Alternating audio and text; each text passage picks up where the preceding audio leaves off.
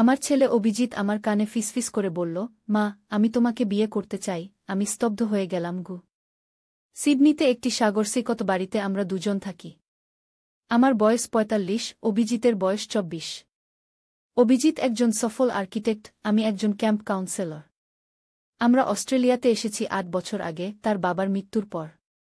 তখন থেকে আমরা শুধু দুজনেই আছি। গত সপ্তাহে অভিজিৎ এক রাতে মদ খেয়ে ফিরেছিল। আমার শয্যায় এসে শুয়ে পড়ে বলল, মা, তুমি আমার হৃদয়ের রানী, আমি তোমাকে বিয়ে করব।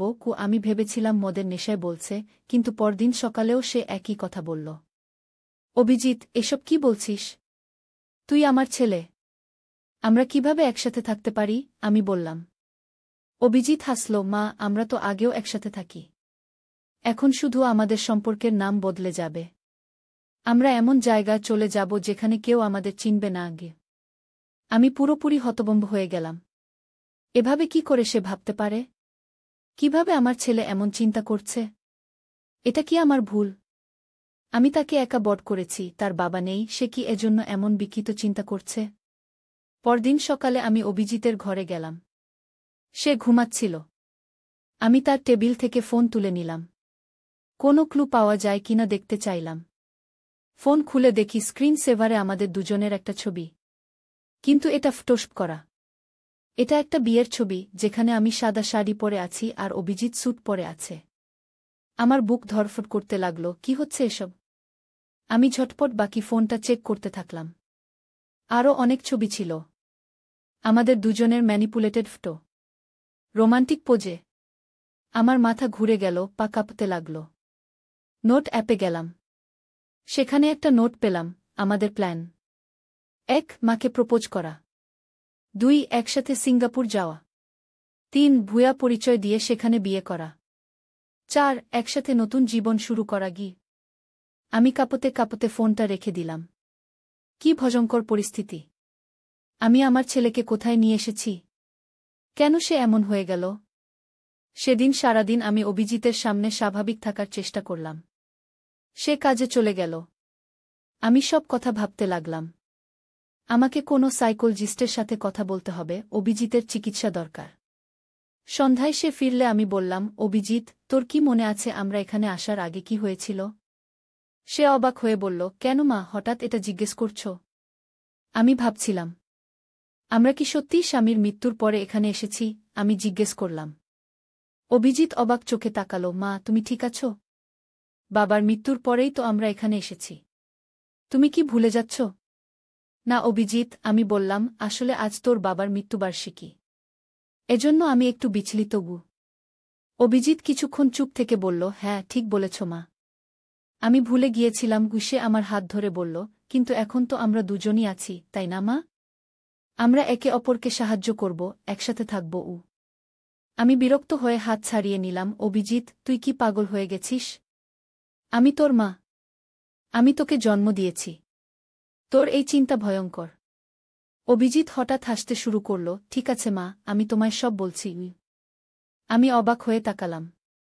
আমি এসব নাটক করছিলাম তোমাকে পরীক্ষা করার জন্য। সে বলল, আমার এক বন্ধু আছে, মার্টিন। সে তার মাকে নিয়ে অস্বাভাবিক আচরণ করে। আমি তোমাকে দেখাতে চাইছিলাম কেমন লাগে যখন একটা ছেলে তার মাকে এভাবে দেখে। আমি তোমার প্রতিক্রিয়া রেকর্ড করেছি যাতে ওকে দেখাতে পারি।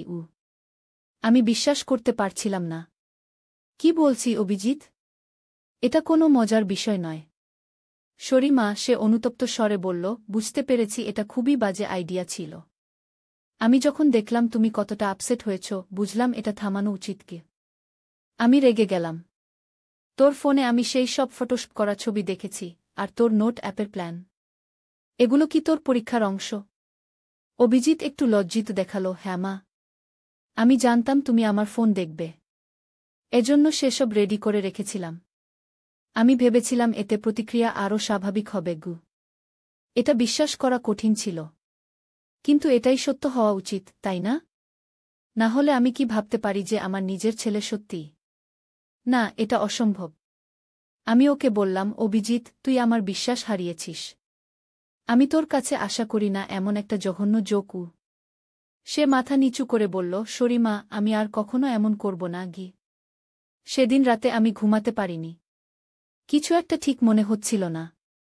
পরদিন সকালে আমি সিদ্ধান্ত নিলাম আমাদের বাড়ির পুরানো কাগজপত্র দেখব। অস্ট্রেলিয়া আসার সময় আমাদের অনেক ডকুমেন্ট আনতে হয়েছিল, বার্থ সার্টিফিকেট, ম্যারেজ সার্টিফিকেট, স্বামীর ডেথ সার্টিফিকেট ইত্যাদি। স্টোর রুমে গিয়ে পুরানো বাক্স খুঁজতে লাগলাম। এতদিন আমি ওসব আর দেখিনি। একটা লাল বাক্সে সব ডকুমেন্ট ছিল। আমি খুলে দেখতে লাগলাম। বার্থ সার্টিফিকেট, পাসপোর্ট, আরও অনেক কাগজ। হঠাৎ আমার চোখ পড়ল একটা কাগজের দিকে। এটা অভিজিতের বার্থ সার্টিফিকেট। আমি পড়লাম। নাম অভিজিৎ চৌধুরী। জন্ম তারিখ ১-৫ জুলাই ১৯৯৯। মাতা অম্বিকা সেন। পিতা প্রদীপ চৌধুরী। আমি চমকে উঠলাম। অম্বিকা সেন? আমার নাম তো সুমিত্রা চৌধুরী। এটা কি ভুল? নাকি আমিই ভুল দেখছি? আমি আরও কাগজপত্র খুঁজতে থাকলাম। একটা ফোল্ডারে কিছু পুরানো ছবি পেলাম। আমি, স্বামী আর অভিজিৎ। কিন্তু সাথে আরও একজন মহিলাও আছেন। ছবির পিছনে লেখা প্রদীপ, সুমিত্রা, অভিজিৎ এবং অম্বিকা ২০১০। আমার হাত কাঁপতে লাগল। কে এই অম্বিকা? অভিজিতের আসল মা? তাহলে আমি কে?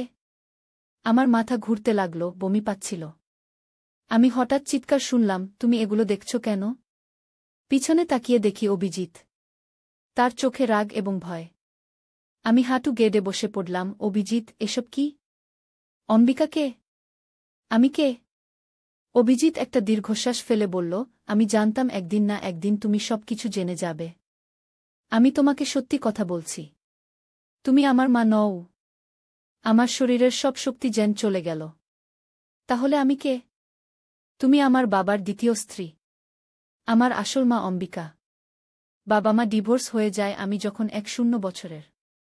বাবা তোমাকে বিয়ে করে। আমার মা আমাকে দেখতে আসত, কিন্তু আমি তাকে পছন্দ করতাম না। সে ছিল মানসিক রোগী। ৮ বছর আগে একদিন সে আমাদের বাড়িতে এসে ঝগড়া করছিল। বাবা তাকে থামাতে চাইছিলেন। হঠাৎ সে একটা ছুরি বের করে বাবাকে আঘাত করে। বাবাগু! অভিজিৎ কেঁদে ফেলল, বাবা মারা যান। তুমি সেদিন বাড়িতে ছিলে না। ফিরে এসে দেখলে পুলিশ সবাইকে জিজ্ঞাসাবাদ করছে। পুলিশ মাকে নিয়ে গেল। এরপর তুমি শক থেকে পুরোপুরি সেরে উঠতে পারোনি। তোমার মাথায় গোলমাল হয়ে গেছিল। ডাক্তাররা বলল তুমি এক ধরনের ট্রমাটিক অ্যামনেশিয়া এবং সাইকোসিসে ভুগছ। তুমি ভাবতে শুরু করলে যে তুমিই আমার আসল মা। আমি কাঁদতে কাঁদতে বললাম, এসব মিথ্যা। না, এটাই সত্য। অভিজিৎ বলল, ডাক্তাররা বলল তোমাকে সত্য জানালে তোমার অবস্থা আরও খারাপ হতে পারে। তাই আমি তোমার ভ্রম বজায় রাখলাম। আমরা অস্ট্রেলিয়া চলে এলাম, নতুন জীবন শুরু করলাম। সবকিছু ভালোই চলছিল। এতদিন পরে তুমি সব জেনে ফেলেছ গু। তাহলে ওই বিয়ের প্রপোজাল? ওসব ছবি? আমি জিজ্ঞেস করলাম। আমি জানতাম তুমি আস্তে আস্তে সন্দেহ করছ, তোমার স্মৃতি ফিরে আসছে। আমি তোমাকে একটা ঝাঁকুনি দিতে চাইলাম, দেখতে চাইলাম তুমি কতটা শক নিতে পারো। যদি ওই কথায় তুমি বিশ্বাস করতে, তাহলে বুঝতাম তোমার অবস্থা আরও খারাপ হয়েছে। কিন্তু তুমি প্রতিবাদ করলে, এতে বুঝলাম তুমি সেরে উঠছ। তাই গতকাল বললাম এটা একটা জোক ছিল গু। আমি তার কথা বিশ্বাস করতে পারছিলাম না। তাহলে আমার আসল নাম কি? আমার পরিবার? তোমার নাম সুমিত্রা দাস। তুমি বাবার সাথে অফিসে কাজ করতে। তোমাদের বিয়ে হয় আমি যখন ১-২ বছরের। তোমার পরিবার ইন্ডিয়াতে থাকে, কিন্তু তুমি তাদের সাথে যোগাযোগ রাখো না। ওরা জানে না তুমি মানসিক অসুস্থ হয়ে পড়েছ।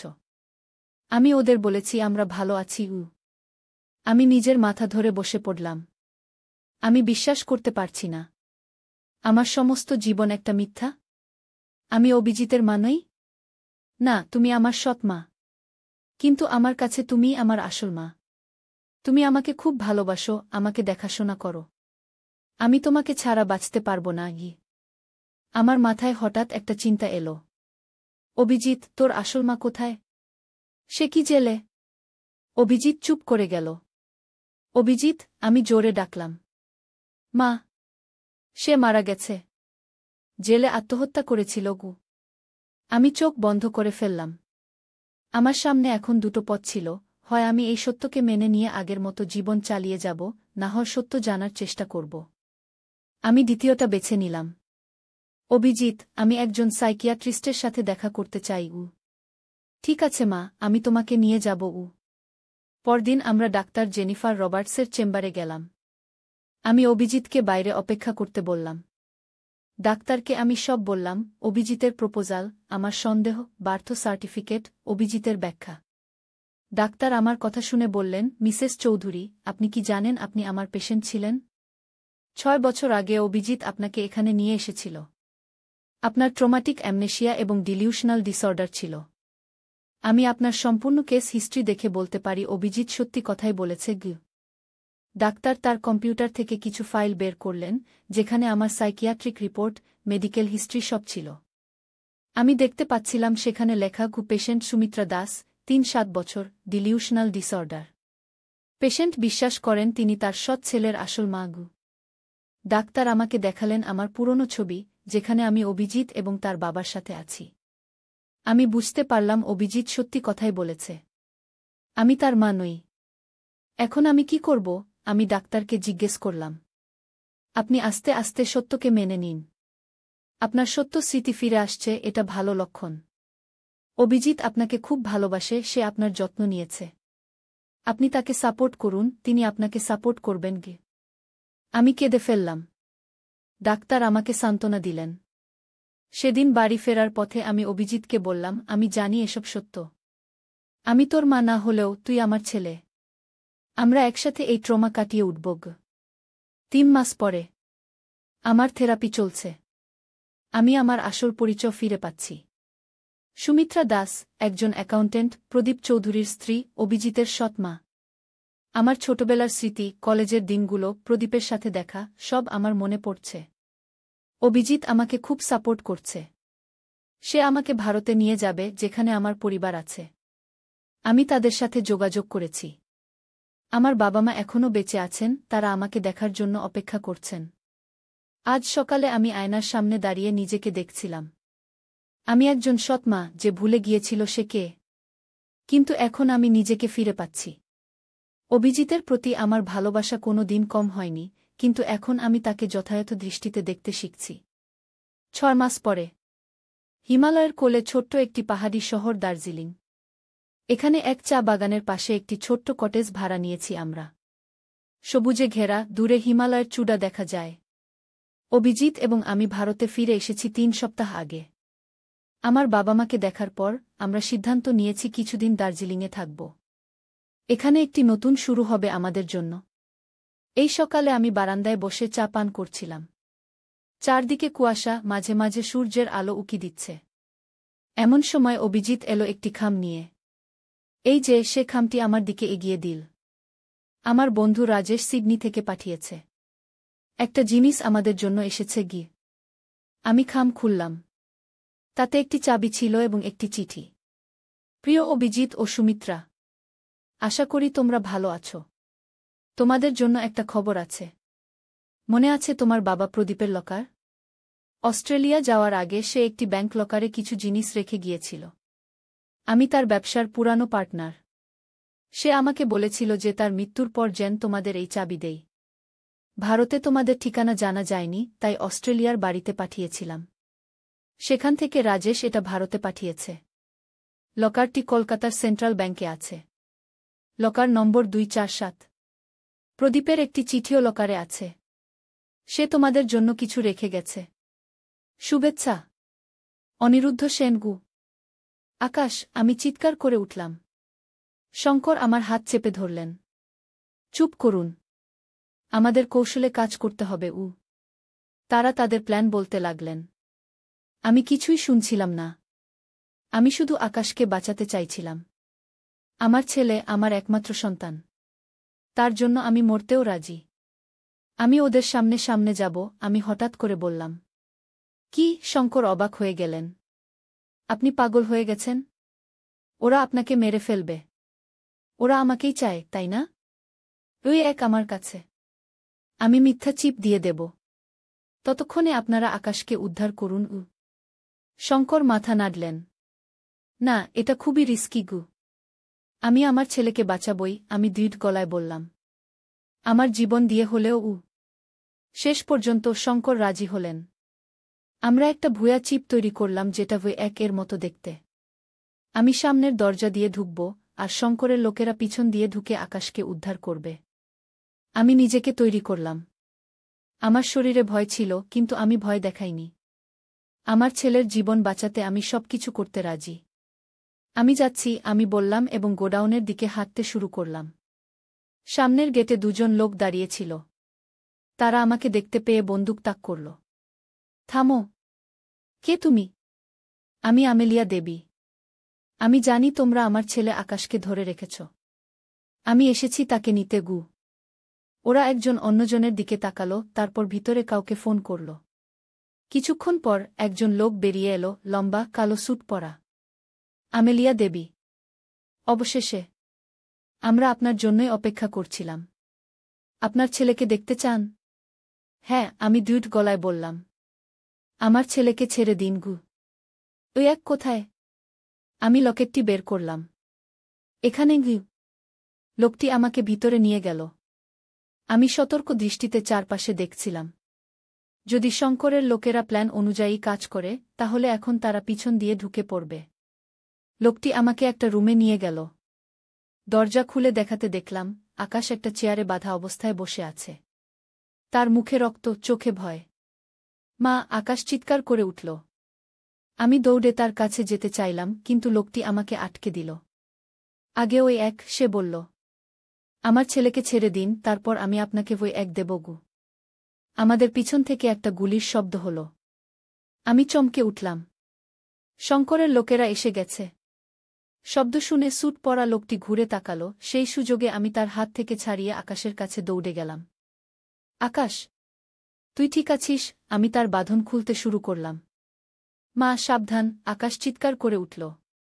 আমি পিছন ফিরে দেখলাম লোকটি বন্দুক তাক করেছে আমাদের দিকে। ওই এক, আমাকে দাও, না হলে তোমার ছেলেকে গুলি করব। আমি লকেটটি বের করলাম। নাও, তোমার ওই এক। লোকটি এগিয়ে এলো লকেট নিতে।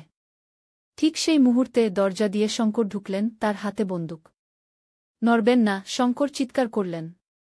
স্যুট পরা লোকটি ঘুরে শঙ্করের দিকে বন্দুক তাক করল। আমি সেই সুযোগে আকাশের বাঁধন পুরোপুরি খুলে ফেললাম। মা, আমরা পালাই! আকাশ বলল। না, আমরা শঙ্করকে সাহায্য করতে হবে। বন্দুকধারী শঙ্কর এবং স্যুট পরা লোকটি মুখোমুখি দাঁড়িয়েছিলেন। দুজনেই বন্দুক তাক করে রেখেছিলেন একে অপরের দিকে। তুমি কে? স্যুট পরা লোকটি শঙ্করকে জিজ্ঞেস করল। আমি শঙ্কর মিত্র, রাজীব দেবের বন্ধু। লোকটি হাসল। আহা, শঙ্কর মিত্র! আমরা তোমাকেও খুঁজছিলাম। তুমিও একের ব্যাপারে জানো, তাই না?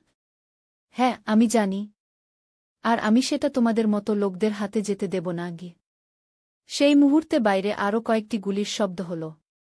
শঙ্কর আমাদের দিকে তাকালেন। আমেলিয়া, আকাশকে নিয়ে পালাও।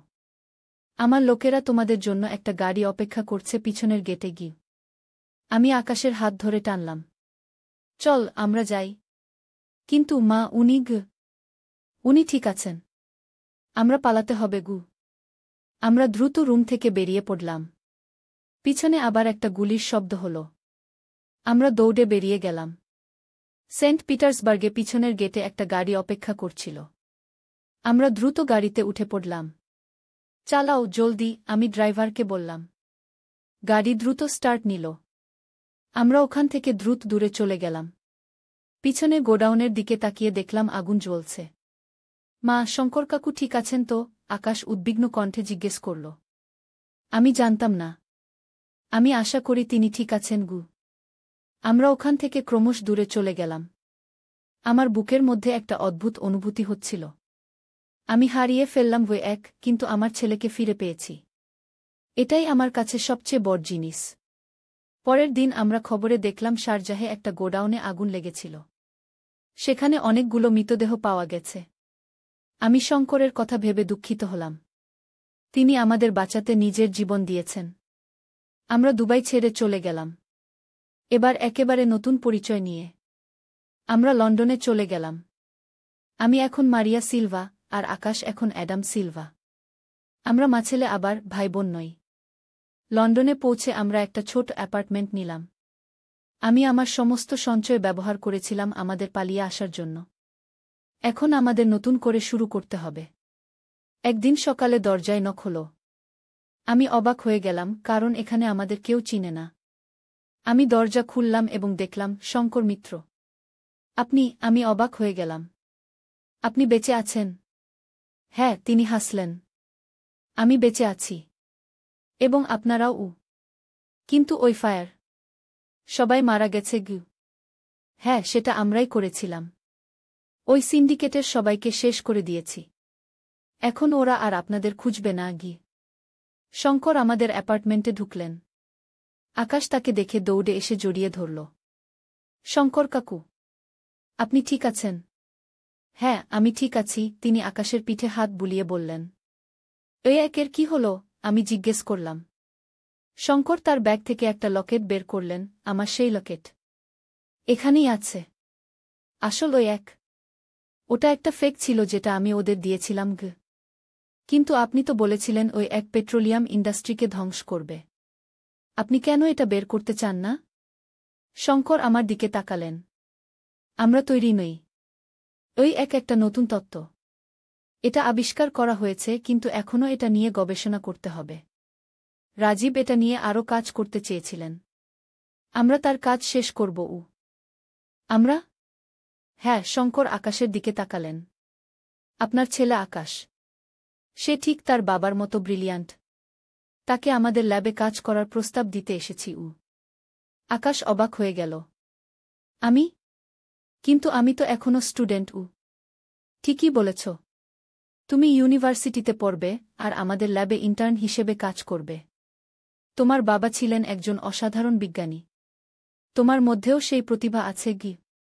6 মাস পর আমাদের জীবনে অনেক পরিবর্তন এসেছে। আমরা এখন ইংল্যান্ডের ক্যামব্রিজে থাকি। আকাশ ক্যামব্রিজ ইউনিভার্সিটিতে পড়ছে এবং শঙ্করের ল্যাবে ইন্টার্ন হিসেবে কাজ করছে। আমি শঙ্করের রিসার্চ ফাউন্ডেশনে অ্যাডমিনিস্ট্রেটর হিসেবে কাজ করছি। আমাদের জীবন এখন স্থিতিশীল। আমরা আর পালাচ্ছি না, লুকাচ্ছি না। আমরা আবার নিজেদের আসল নাম ব্যবহার করছি, আমেলিয়া দেবী এবং আকাশ দেব। মা, আকাশ একদিন সন্ধ্যায় আমার রুমে এলো। হ্যাঁ, আকাশ, আমি তার দিকে তাকালাম। আমি একটা জিনিস জানতে চাই। সেদিন দুবাইতে যখন ওরা আমাকে ধরেছিল, ওরা বলছিল যে ওরা আমাকে ধরে তোমাকে ফাঁদে ফেলতে চেয়েছিল। কিন্তু আমার মনে হয় না ওরা আমাকে মারত। ওরা বলেছিল আমি নাকি আমার বাবার মতোই একজন বিজ্ঞানী হতে পারি। আমি চুপ করে রইলাম। মা, বাবার মৃত্যুর পিছনে কি ছিল? তুমি আমাকে কখনো সত্যি কথা বলনি গি। আমি গভীর শ্বাস নিলাম। আকাশ এখন বড় হয়েছে। সে সব সত্য জানার অধিকার রাখে। তোর বাবা একজন অসাধারণ বিজ্ঞানী ছিলেন। তিনি ওই এক আবিষ্কার করেছিলেন। এটা এমন একটা এনার্জি সোর্স যা পুরো বিশ্বের এনার্জি সিস্টেমকে বদলে দিতে পারে। কিন্তু এটা অনেক শক্তিশালী লোকের স্বার্থের বিরুদ্ধে ছিল গো। তাই ওরা বাবাকে মেরে ফেলেছিল? হ্যাঁ। তোর বাবা জানতেন তিনি বিপদে আছেন। তাই তিনি সব প্ল্যান করে রেখেছিলেন। আমাদের দুবাই পাঠিয়ে দিয়েছিলেন। নতুন পরিচয় দিয়েছিলেন। ওই এক আমাকে দিয়েছিলেন রক্ষা করার জন্য গে। কিন্তু মা, ওরা আমাদের কেন ছেড়ে দিয়েছে? ওরা কি শেষ হয়ে গেছে? আমি আকাশের চোখের দিকে তাকালাম। না, ওরা শেষ হয়নি। কিন্তু আমরা এখন নিরাপদ আছি। শঙ্কর আমাদের সুরক্ষার ব্যবস্থা করেছেন গু। আকাশ চুপ করে গেল। তারপর আবার বলল, মা, আমি বাবার কাজ শেষ করতে চাই। ওই এক বাইরে আনতে চাই। আমি অবাক হয়ে তার দিকে তাকালাম। তুই কি জানিস কত বিপজ্জনক এটা? হ্যাঁ, জানি। কিন্তু এটা ঠিক কাজ। বাবা পৃথিবীকে একটা উপহার দিতে চেয়েছিলেন। আমি তার স্বপ্ন পূরণ করব গো। আমি আকাশকে জড়িয়ে ধরলাম। তুই তোর বাবার মতোই সাহসী। আমি তোকে সাহায্য করব গো। আমরা জানি এটা সহজ হবে না। আমাদের বিরুদ্ধে অনেক শক্তিশালী লোক আছে। কিন্তু আমরা প্রস্তুত। আমরা আকাশের বাবার স্বপ্ন পূরণ করব। ওই একদিন পৃথিবীকে বদলে দেবে। আমার গর্ভ থেকে জন্ম নেওয়া আমার ছেলে আকাশ পৃথিবীকে দেবে একটি নতুন সূর্য, ওই এক দ্বিতীয় সূর্য। দিল না। পরদিন সকালে আমি সিদ্ধান্ত নিলাম আমাদের বাড়ির পুরানো কাগজপত্র দেখব। অস্ট্রেলিয়া আসার সময় আমাদের অনেক ডকুমেন্ট আনতে হয়েছিল, বার্থ সার্টিফিকেট, ম্যারেজ সার্টিফিকেট, স্বামীর ডেথ সার্টিফিকেট ইত্যাদি। স্টোর রুমে গিয়ে পুরানো বাক্স খুঁজতে লাগলাম। এতদিন আমি ওসব আর দেখিনি। একটা লাল বাক্সে সব ডকুমেন্ট ছিল। আমি খুলে দেখতে লাগলাম। বার্থ সার্টিফিকেট, পাসপোর্ট, আরও অনেক কাগজ। হঠাৎ আমার চোখ পড়ল একটা কাগজের দিকে। এটা অভিজিতের বার্থ সার্টিফিকেট। আমি পড়লাম। নাম অভিজিৎ চৌধুরী। জন্ম তারিখ ১-৫ জুলাই ১৯৯৯। মাতা অম্বিকা সেন। পিতা প্রদীপ চৌধুরী। আমি চমকে উঠলাম। অম্বিকা সেন? আমার নাম তো সুমিত্রা চৌধুরী। এটা কি ভুল? নাকি আমিই ভুল দেখছি? আমি আরও কাগজপত্র খুঁজতে থাকলাম। একটা ফোল্ডারে কিছু পুরানো ছবি পেলাম। আমি, স্বামী আর অভিজিৎ। কিন্তু সাথে আরও একজন মহিলাও আছেন। ছবির পিছনে লেখা প্রদীপ, সুমিত্রা, অভিজিৎ এবং অম্বিকা ২০১০। আমার হাত কাঁপতে লাগল। কে এই অম্বিকা? অভিজিতের আসল মা? তাহলে আমি কে? আমার মাথা ঘুরতে লাগল, বমি পাচ্ছিল।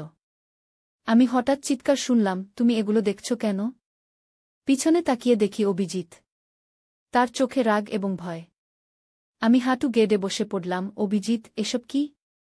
অম্বিকা কে? আমি কে? অভিজিৎ একটা দীর্ঘশ্বাস ফেলে বলল, আমি জানতাম একদিন না একদিন তুমি সবকিছু জেনে যাবে। আমি তোমাকে সত্যি কথা বলছি। তুমি আমার মা নও। আমার শরীরের সব শক্তি যেন চলে গেল।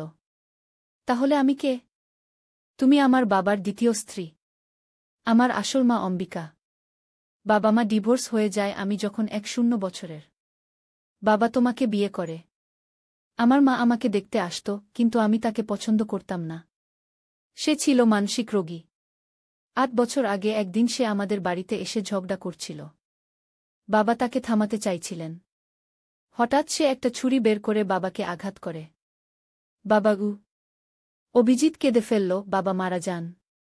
তুমি সেদিন বাড়িতে ছিলে না। ফিরে এসে দেখলে পুলিশ সবাইকে জিজ্ঞাসাবাদ করছে। পুলিশ মাকে নিয়ে গেল। এরপর তুমি শক থেকে পুরোপুরি সেরে উঠতে পারোনি। তোমার মাথায় গোলমাল হয়ে গেছিল। ডাক্তাররা বলল তুমি এক ধরনের ট্রমাটিক অ্যামনেশিয়া এবং সাইকোসিসে ভুগছ। তুমি ভাবতে শুরু করলে যে তুমিই আমার আসল মা। আমি কাঁদতে কাঁদতে বললাম, এসব মিথ্যা।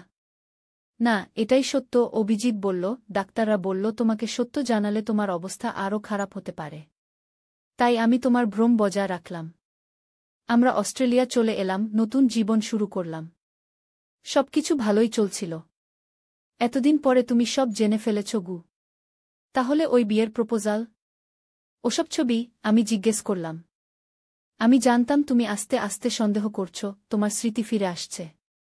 আমি তোমাকে একটা ঝাঁকুনি দিতে চাইলাম, দেখতে চাইলাম তুমি কতটা শক নিতে পারো। যদি ওই কথায় তুমি বিশ্বাস করতে, তাহলে বুঝতাম তোমার অবস্থা আরও খারাপ হয়েছে। কিন্তু তুমি প্রতিবাদ করলে, এতে বুঝলাম তুমি সেরে উঠছ। তাই গতকাল বললাম এটা একটা জোক ছিল গু। আমি তার কথা বিশ্বাস করতে পারছিলাম না। তাহলে আমার আসল নাম কি? আমার পরিবার? তোমার নাম সুমিত্রা দাস। তুমি বাবার সাথে অফিসে কাজ করতে। তোমাদের বিয়ে হয় আমি যখন ১-২ বছরের। তোমার পরিবার ইন্ডিয়াতে থাকে, কিন্তু তুমি তাদের সাথে যোগাযোগ রাখো না। ওরা জানে না তুমি মানসিক অসুস্থ হয়ে পড়েছ। আমি ওদের বলেছি আমরা ভালো আছি। আমি নিজের মাথা ধরে বসে পড়লাম। আমি বিশ্বাস করতে পারছি না। আমার সমস্ত জীবন একটা মিথ্যা? আমি অভিজিতের মা নই? না, তুমি আমার সৎ মা। কিন্তু আমার কাছে তুমিই আমার আসল মা। তুমি আমাকে খুব ভালোবাসো, আমাকে দেখাশোনা করো। আমি তোমাকে ছাড়া বাঁচতে পারব না। আমার মাথায় হঠাৎ একটা চিন্তা এলো। অভিজিৎ, তোর আসল মা কোথায়? সে কি জেলে? অভিজিৎ চুপ করে গেল। অভিজিৎ, আমি জোরে ডাকলাম। মা! সে মারা গেছে। জেলে আত্মহত্যা করেছিল গু। আমি চোখ বন্ধ করে ফেললাম। আমার সামনে এখন দুটো পথ ছিল, হয় আমি এই সত্যকে মেনে নিয়ে আগের মতো জীবন চালিয়ে যাব, না হয় সত্য জানার চেষ্টা করব।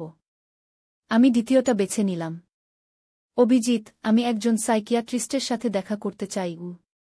ঠিক আছে মা, আমি তোমাকে নিয়ে যাব। পরদিন আমরা ডাক্তার জেনিফার রবার্টসের চেম্বারে গেলাম।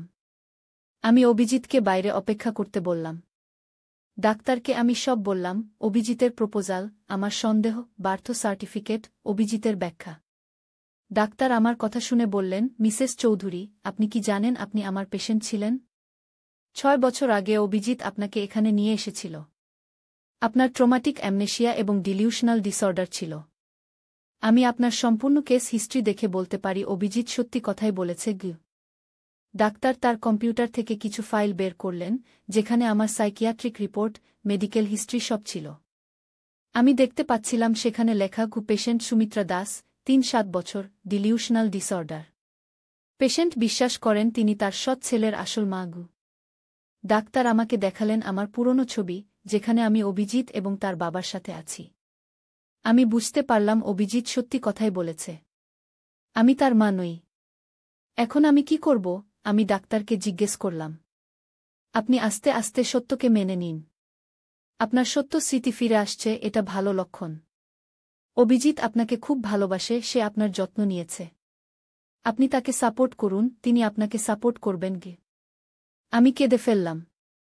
ডাক্তার আমাকে সান্ত্বনা দিলেন। সেদিন বাড়ি ফেরার পথে আমি অভিজিৎকে বললাম, আমি জানি এসব সত্য। আমি তোর মা না হলেও তুই আমার ছেলে। আমরা একসাথে এই ট্রমা কাটিয়ে উঠব। 3 মাস পরে আমার থেরাপি চলছে। আমি আমার আসল পরিচয় ফিরে পাচ্ছি। সুমিত্রা দাস, একজন অ্যাকাউন্টেন্ট, প্রদীপ চৌধুরীর স্ত্রী, অভিজিতের সৎ মা। আমার ছোটবেলার স্মৃতি, কলেজের দিনগুলো, প্রদীপের সাথে দেখা, সব আমার মনে পড়ছে। অভিজিৎ আমাকে খুব সাপোর্ট করছে। সে আমাকে ভারতে নিয়ে যাবে, যেখানে আমার পরিবার আছে। আমি তাদের সাথে যোগাযোগ করেছি। আমার বাবা মা এখনও বেঁচে আছেন, তারা আমাকে দেখার জন্য অপেক্ষা করছেন। আজ সকালে আমি আয়নার সামনে দাঁড়িয়ে নিজেকে দেখছিলাম। আমি একজন সৎ মা, যে ভুলে গিয়েছিল সে কে। কিন্তু এখন আমি নিজেকে ফিরে পাচ্ছি। অভিজিতের প্রতি আমার ভালোবাসা কোনো দিন কম হয়নি, কিন্তু এখন আমি তাকে যথাযথ দৃষ্টিতে দেখতে শিখছি। 6 মাস পরে হিমালয়ের কোলে ছোট্ট একটি পাহাড়ি শহর দার্জিলিং। এখানে এক চা বাগানের পাশে একটি ছোট্ট কটেজ ভাড়া নিয়েছি আমরা। সবুজে ঘেরা, দূরে হিমালয়ের চূড়া দেখা যায়। অভিজিৎ এবং আমি ভারতে ফিরে এসেছি 3 সপ্তাহ আগে। আমার বাবা মাকে দেখার পর আমরা সিদ্ধান্ত নিয়েছি কিছুদিন দার্জিলিংয়ে থাকব। এখানে একটি নতুন শুরু হবে আমাদের জন্য। এই সকালে আমি বারান্দায় বসে চা পান করছিলাম। চারদিকে কুয়াশা, মাঝে মাঝে সূর্যের আলো উকি দিচ্ছে। এমন সময় অভিজিৎ এলো একটি খাম নিয়ে। এই যে, সে খামটি আমার দিকে এগিয়ে দিল। আমার বন্ধু রাজেশ সিডনি থেকে পাঠিয়েছে। একটা জিনিস আমাদের জন্য এসেছে। আমি খাম খুললাম। তাতে একটি চাবি ছিল এবং একটি চিঠি। প্রিয় অভিজিৎ ও সুমিত্রা, আশা করি তোমরা ভালো আছো। তোমাদের জন্য একটা খবর আছে। মনে আছে তোমার বাবা প্রদীপের লকার? অস্ট্রেলিয়া যাওয়ার আগে সে একটি ব্যাংক লকারে কিছু জিনিস রেখে গিয়েছিল। আমি তার ব্যবসার পুরানো পার্টনার। সে আমাকে বলেছিল যে তার মৃত্যুর পর যেন তোমাদের এই চাবি দেই। ভারতে তোমাদের ঠিকানা জানা যায়নি, তাই অস্ট্রেলিয়ার বাড়িতে পাঠিয়েছিলাম। সেখান থেকে রাজেশ এটা ভারতে পাঠিয়েছে। লকারটি কলকাতার সেন্ট্রাল ব্যাংকে আছে। লকার নম্বর 247। প্রদীপের একটি চিঠিও লকারে আছে। সে তোমাদের জন্য কিছু রেখে গেছে। শুভেচ্ছা, অনিরুদ্ধ সেনগু। আকাশ, আমি চিৎকার করে উঠলাম। শঙ্কর আমার হাত চেপে ধরলেন। চুপ করুন। আমাদের কৌশলে কাজ করতে হবে। তারা তাদের প্ল্যান বলতে লাগলেন। আমি কিছুই শুনছিলাম না। আমি শুধু আকাশকে বাঁচাতে চাইছিলাম। আমার ছেলে, আমার একমাত্র সন্তান। তার জন্য আমি মরতেও রাজি। আমি ওদের সামনে সামনে যাব। আমি হঠাৎ করে বললাম। কি? শঙ্কর অবাক হয়ে গেলেন। আপনি পাগল হয়ে গেছেন? ওরা আপনাকে মেরে ফেলবে। ওরা আমাকেই চায়, তাই না? ওই এক আমার কাছে। আমি মিথ্যা চিপ দিয়ে দেব। ততক্ষণে আপনারা আকাশকে উদ্ধার করুন। শঙ্কর মাথা নাড়লেন। না, এটা খুবই রিস্কি। আমি আমার ছেলেকে বাঁচাবই, আমি দৃঢ় গলায় বললাম। আমার জীবন দিয়ে হলেও। শেষ পর্যন্ত শঙ্কর রাজি হলেন। আমরা একটা ভুয়া চিপ তৈরি করলাম, যেটা V1 এর মতো দেখতে। আমি সামনের দরজা দিয়ে ঢুকব, আর শঙ্করের লোকেরা পিছন দিয়ে ঢুকে আকাশকে উদ্ধার করবে। আমি নিজেকে তৈরি করলাম। আমার শরীরে ভয় ছিল, কিন্তু আমি ভয় দেখাইনি।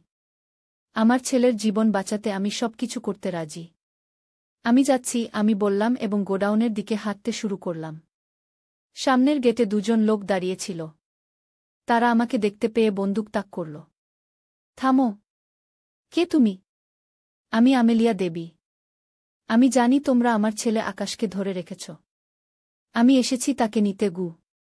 ওরা একজন অন্যজনের দিকে তাকালো, তারপর ভিতরে কাউকে ফোন করল। কিছুক্ষণ পর একজন লোক বেরিয়ে এলো, লম্বা, কালো স্যুট পরা। আমেলিয়া দেবী। অবশেষে। আমরা আপনার জন্যই অপেক্ষা করছিলাম। আপনার ছেলেকে দেখতে চান? হ্যাঁ, আমি দ্রুত গলায় বললাম। আমার ছেলেকে ছেড়ে দিন। ওই এক কোথায়? আমি লকেটটি বের করলাম। এখানে। লোকটি আমাকে ভিতরে নিয়ে গেল।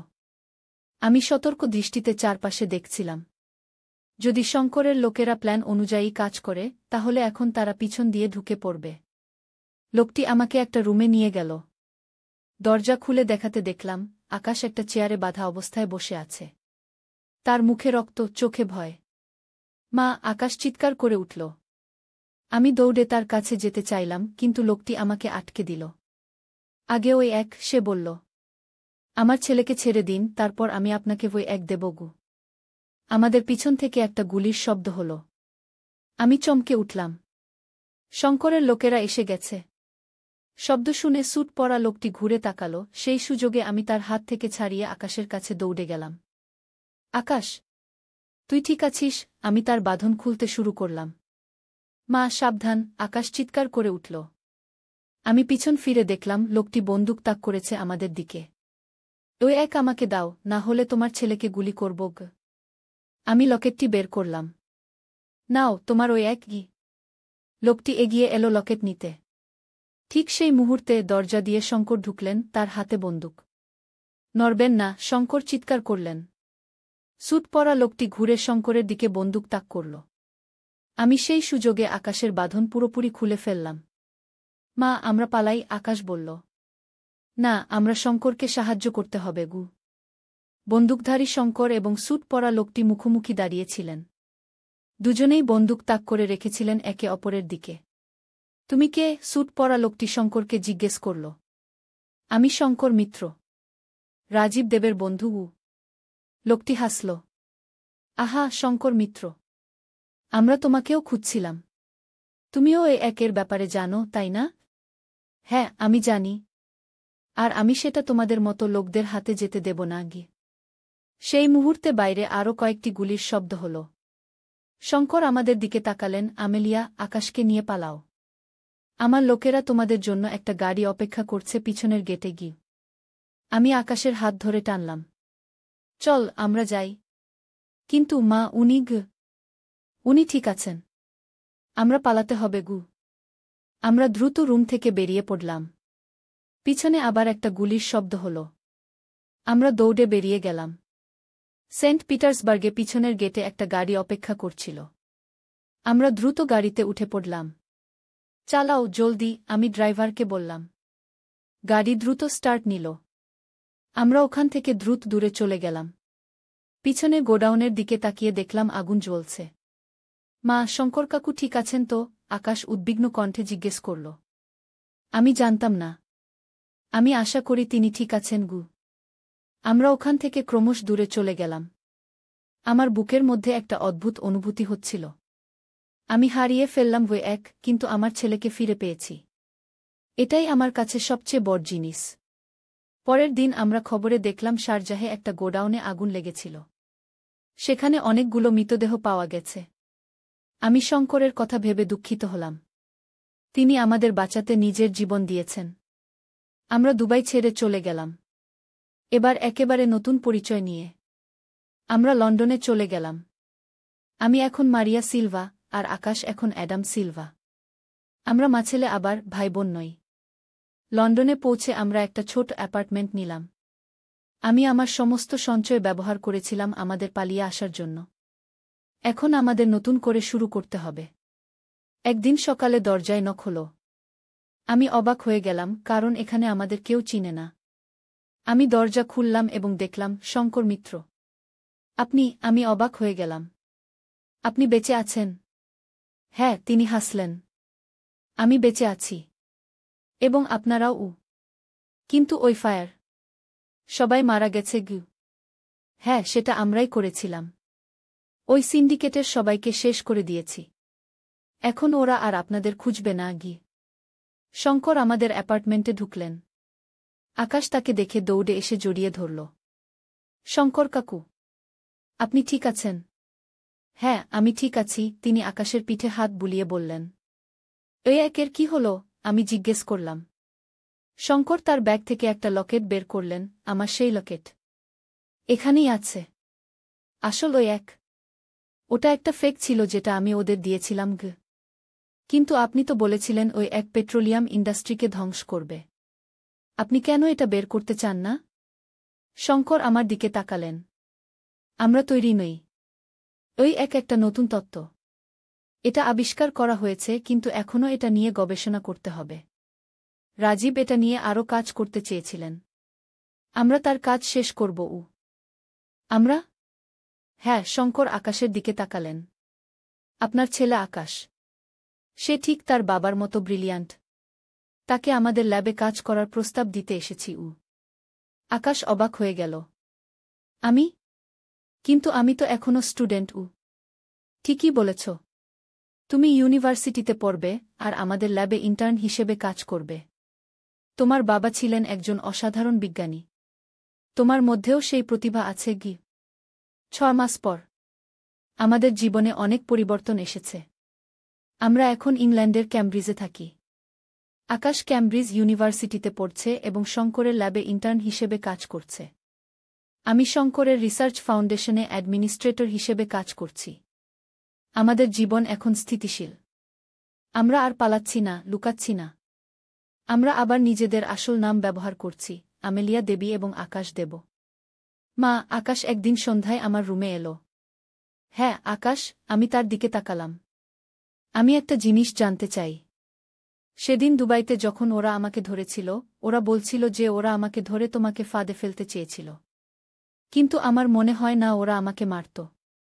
ওরা বলেছিল আমি নাকি আমার বাবার মতোই একজন বিজ্ঞানী হতে পারি। আমি চুপ করে রইলাম। মা, বাবার মৃত্যুর পিছনে কি ছিল? তুমি আমাকে কখনো সত্যি কথা বলনি গি। আমি গভীর শ্বাস নিলাম। আকাশ এখন বড় হয়েছে। সে সব সত্য জানার অধিকার রাখে। তোর বাবা একজন অসাধারণ বিজ্ঞানী ছিলেন। তিনি ওই এক আবিষ্কার করেছিলেন। এটা এমন একটা এনার্জি সোর্স যা পুরো বিশ্বের এনার্জি সিস্টেমকে বদলে দিতে পারে। কিন্তু এটা অনেক শক্তিশালী লোকের স্বার্থের বিরুদ্ধে ছিল গু। তাই ওরা বাবাকে মেরে ফেলেছিল? হ্যাঁ। তোর বাবা জানতেন তিনি বিপদে আছেন। তাই তিনি সব প্ল্যান করে রেখেছিলেন। আমাদের দুবাই পাঠিয়ে দিয়েছিলেন। নতুন পরিচয় দিয়েছিলেন। ওই এক আমাকে দিয়েছিলেন রক্ষা করার জন্য। কিন্তু মা, ওরা আমাদের কেন ছেড়ে দিয়েছে? ওরা কি শেষ হয়ে গেছে? আমি আকাশের চোখের দিকে তাকালাম। না, ওরা শেষ হয়নি। কিন্তু আমরা এখন নিরাপদ আছি। শঙ্কর আমাদের সুরক্ষার ব্যবস্থা করেছেন গু। আকাশ চুপ করে গেল। তারপর আবার বলল, মা, আমি বাবার কাজ শেষ করতে চাই। ওই এক বাইরে আনতে চাই। আমি অবাক হয়ে তার দিকে তাকালাম। তুই কি জানিস কত বিপজ্জনক এটা? হ্যাঁ, জানি। কিন্তু এটা ঠিক কাজ। বাবা পৃথিবীকে একটা উপহার দিতে চেয়েছিলেন। আমি তার স্বপ্ন পূরণ করব গো। আমি আকাশকে জড়িয়ে ধরলাম। তুই তোর বাবার মতোই সাহসী। আমি তোকে সাহায্য করব গো। আমরা জানি এটা সহজ হবে না। আমাদের বিরুদ্ধে অনেক শক্তিশালী লোক আছে। কিন্তু আমরা প্রস্তুত। আমরা আকাশের বাবার স্বপ্ন পূরণ করব। ওই একদিন পৃথিবীকে বদলে দেবে। আমার গর্ভ থেকে জন্ম নেওয়া আমার ছেলে আকাশ পৃথিবীকে দেবে একটি নতুন সূর্য, ওই দ্বিতীয় সূর্য। কিছু দিল না। পরদিন সকালে আমি সিদ্ধান্ত নিলাম আমাদের বাড়ির পুরানো কাগজপত্র দেখব। অস্ট্রেলিয়া আসার সময় আমাদের অনেক ডকুমেন্ট আনতে হয়েছিল, বার্থ সার্টিফিকেট, ম্যারেজ সার্টিফিকেট, স্বামীর ডেথ সার্টিফিকেট ইত্যাদি। স্টোর রুমে গিয়ে পুরানো বাক্স খুঁজতে লাগলাম। এতদিন আমি ওসব আর দেখিনি। একটা লাল বাক্সে সব ডকুমেন্ট ছিল। আমি খুলে দেখতে লাগলাম। বার্থ সার্টিফিকেট, পাসপোর্ট, আরও অনেক কাগজ। হঠাৎ আমার চোখ পড়ল একটা কাগজের দিকে। এটা অভিজিতের বার্থ সার্টিফিকেট। আমি পড়লাম। নাম অভিজিৎ চৌধুরী। জন্ম তারিখ ১-৫ জুলাই ১৯৯৯। মাতা অম্বিকা সেন। পিতা প্রদীপ চৌধুরী। আমি চমকে উঠলাম। অম্বিকা সেন? আমার নাম তো সুমিত্রা চৌধুরী। এটা কি ভুল? নাকি আমিই ভুল দেখছি? আমি আরও কাগজপত্র খুঁজতে থাকলাম। একটা ফোল্ডারে কিছু পুরানো ছবি পেলাম। আমি, স্বামী আর অভিজিৎ। কিন্তু সাথে আরও একজন মহিলাও আছেন। ছবির পিছনে লেখা প্রদীপ, সুমিত্রা, অভিজিৎ এবং অম্বিকা 2010। আমার হাত কাঁপতে লাগল। কে এই অম্বিকা? অভিজিতের আসল মা? তাহলে আমি কে? আমার মাথা ঘুরতে লাগল, বমি পাচ্ছিল। আমি হঠাৎ চিৎকার শুনলাম, তুমি এগুলো দেখছ কেন? পিছনে তাকিয়ে দেখি অভিজিৎ। তার চোখে রাগ এবং ভয়। আমি হাঁটু গেড়ে বসে পড়লাম। অভিজিৎ, এসব কি? অম্বিকা কে? আমি কে? অভিজিৎ একটা দীর্ঘশ্বাস ফেলে বলল, আমি জানতাম একদিন না একদিন তুমি সবকিছু জেনে যাবে। আমি তোমাকে সত্যি কথা বলছি। তুমি আমার মা নও। আমার শরীরের সব শক্তি যেন চলে গেল। তাহলে আমি কে? তুমি আমার বাবার দ্বিতীয় স্ত্রী। আমার আসল মা অম্বিকা। বাবা মা ডিভোর্স হয়ে যায় আমি যখন ১০ বছরের। বাবা তোমাকে বিয়ে করে। আমার মা আমাকে দেখতে আসত, কিন্তু আমি তাকে পছন্দ করতাম না। সে ছিল মানসিক রোগী। ৮ বছর আগে একদিন সে আমাদের বাড়িতে এসে ঝগড়া করছিল। বাবা তাকে থামাতে চাইছিলেন। হঠাৎ সে একটা ছুরি বের করে বাবাকে আঘাত করে। বাবাগু! অভিজিৎ কেঁদে ফেলল, বাবা মারা যান। তুমি সেদিন বাড়িতে ছিলে না। ফিরে এসে দেখলে পুলিশ সবাইকে জিজ্ঞাসাবাদ করছে। পুলিশ মাকে নিয়ে গেল। এরপর তুমি শক থেকে পুরোপুরি সেরে উঠতে পারোনি। তোমার মাথায় গোলমাল হয়ে গেছিল। ডাক্তাররা বলল তুমি এক ধরনের ট্রমাটিক অ্যামনেশিয়া এবং সাইকোসিসে ভুগছ। তুমি ভাবতে শুরু করলে যে তুমিই আমার আসল মা। আমি কাঁদতে কাঁদতে বললাম, এসব মিথ্যা। না, এটাই সত্য। অভিজিৎ বলল, ডাক্তাররা বলল তোমাকে সত্য জানালে তোমার অবস্থা আরও খারাপ হতে পারে। তাই আমি তোমার ভ্রম বজায় রাখলাম। আমরা অস্ট্রেলিয়া চলে এলাম, নতুন জীবন শুরু করলাম। সবকিছু ভালোই চলছিল। এতদিন পরে তুমি সব জেনে ফেলেছ গু। তাহলে ওই বিয়ের প্রপোজাল? ওসব ছবি? আমি জিজ্ঞেস করলাম। আমি জানতাম তুমি আস্তে আস্তে সন্দেহ করছ, তোমার স্মৃতি ফিরে আসছে। আমি তোমাকে একটা ঝাঁকুনি দিতে চাইলাম, দেখতে চাইলাম তুমি কতটা শক নিতে পারো। যদি ওই কথায় তুমি বিশ্বাস করতে, তাহলে বুঝতাম তোমার অবস্থা আরও খারাপ হয়েছে। কিন্তু তুমি প্রতিবাদ করলে, এতে বুঝলাম তুমি সেরে উঠছ। তাই গতকাল বললাম এটা একটা জোক ছিল গু। আমি তার কথা বিশ্বাস করতে পারছিলাম না। তাহলে আমার আসল নাম কি? আমার পরিবার? তোমার নাম সুমিত্রা দাস। তুমি বাবার সাথে অফিসে কাজ করতে। তোমাদের বিয়ে হয় আমি যখন ১-২ বছরের। তোমার পরিবার ইন্ডিয়াতে থাকে, কিন্তু তুমি তাদের সাথে যোগাযোগ রাখো না। ওরা জানে না তুমি মানসিক অসুস্থ হয়ে পড়েছ। আমি ওদের বলেছি আমরা ভালো আছি।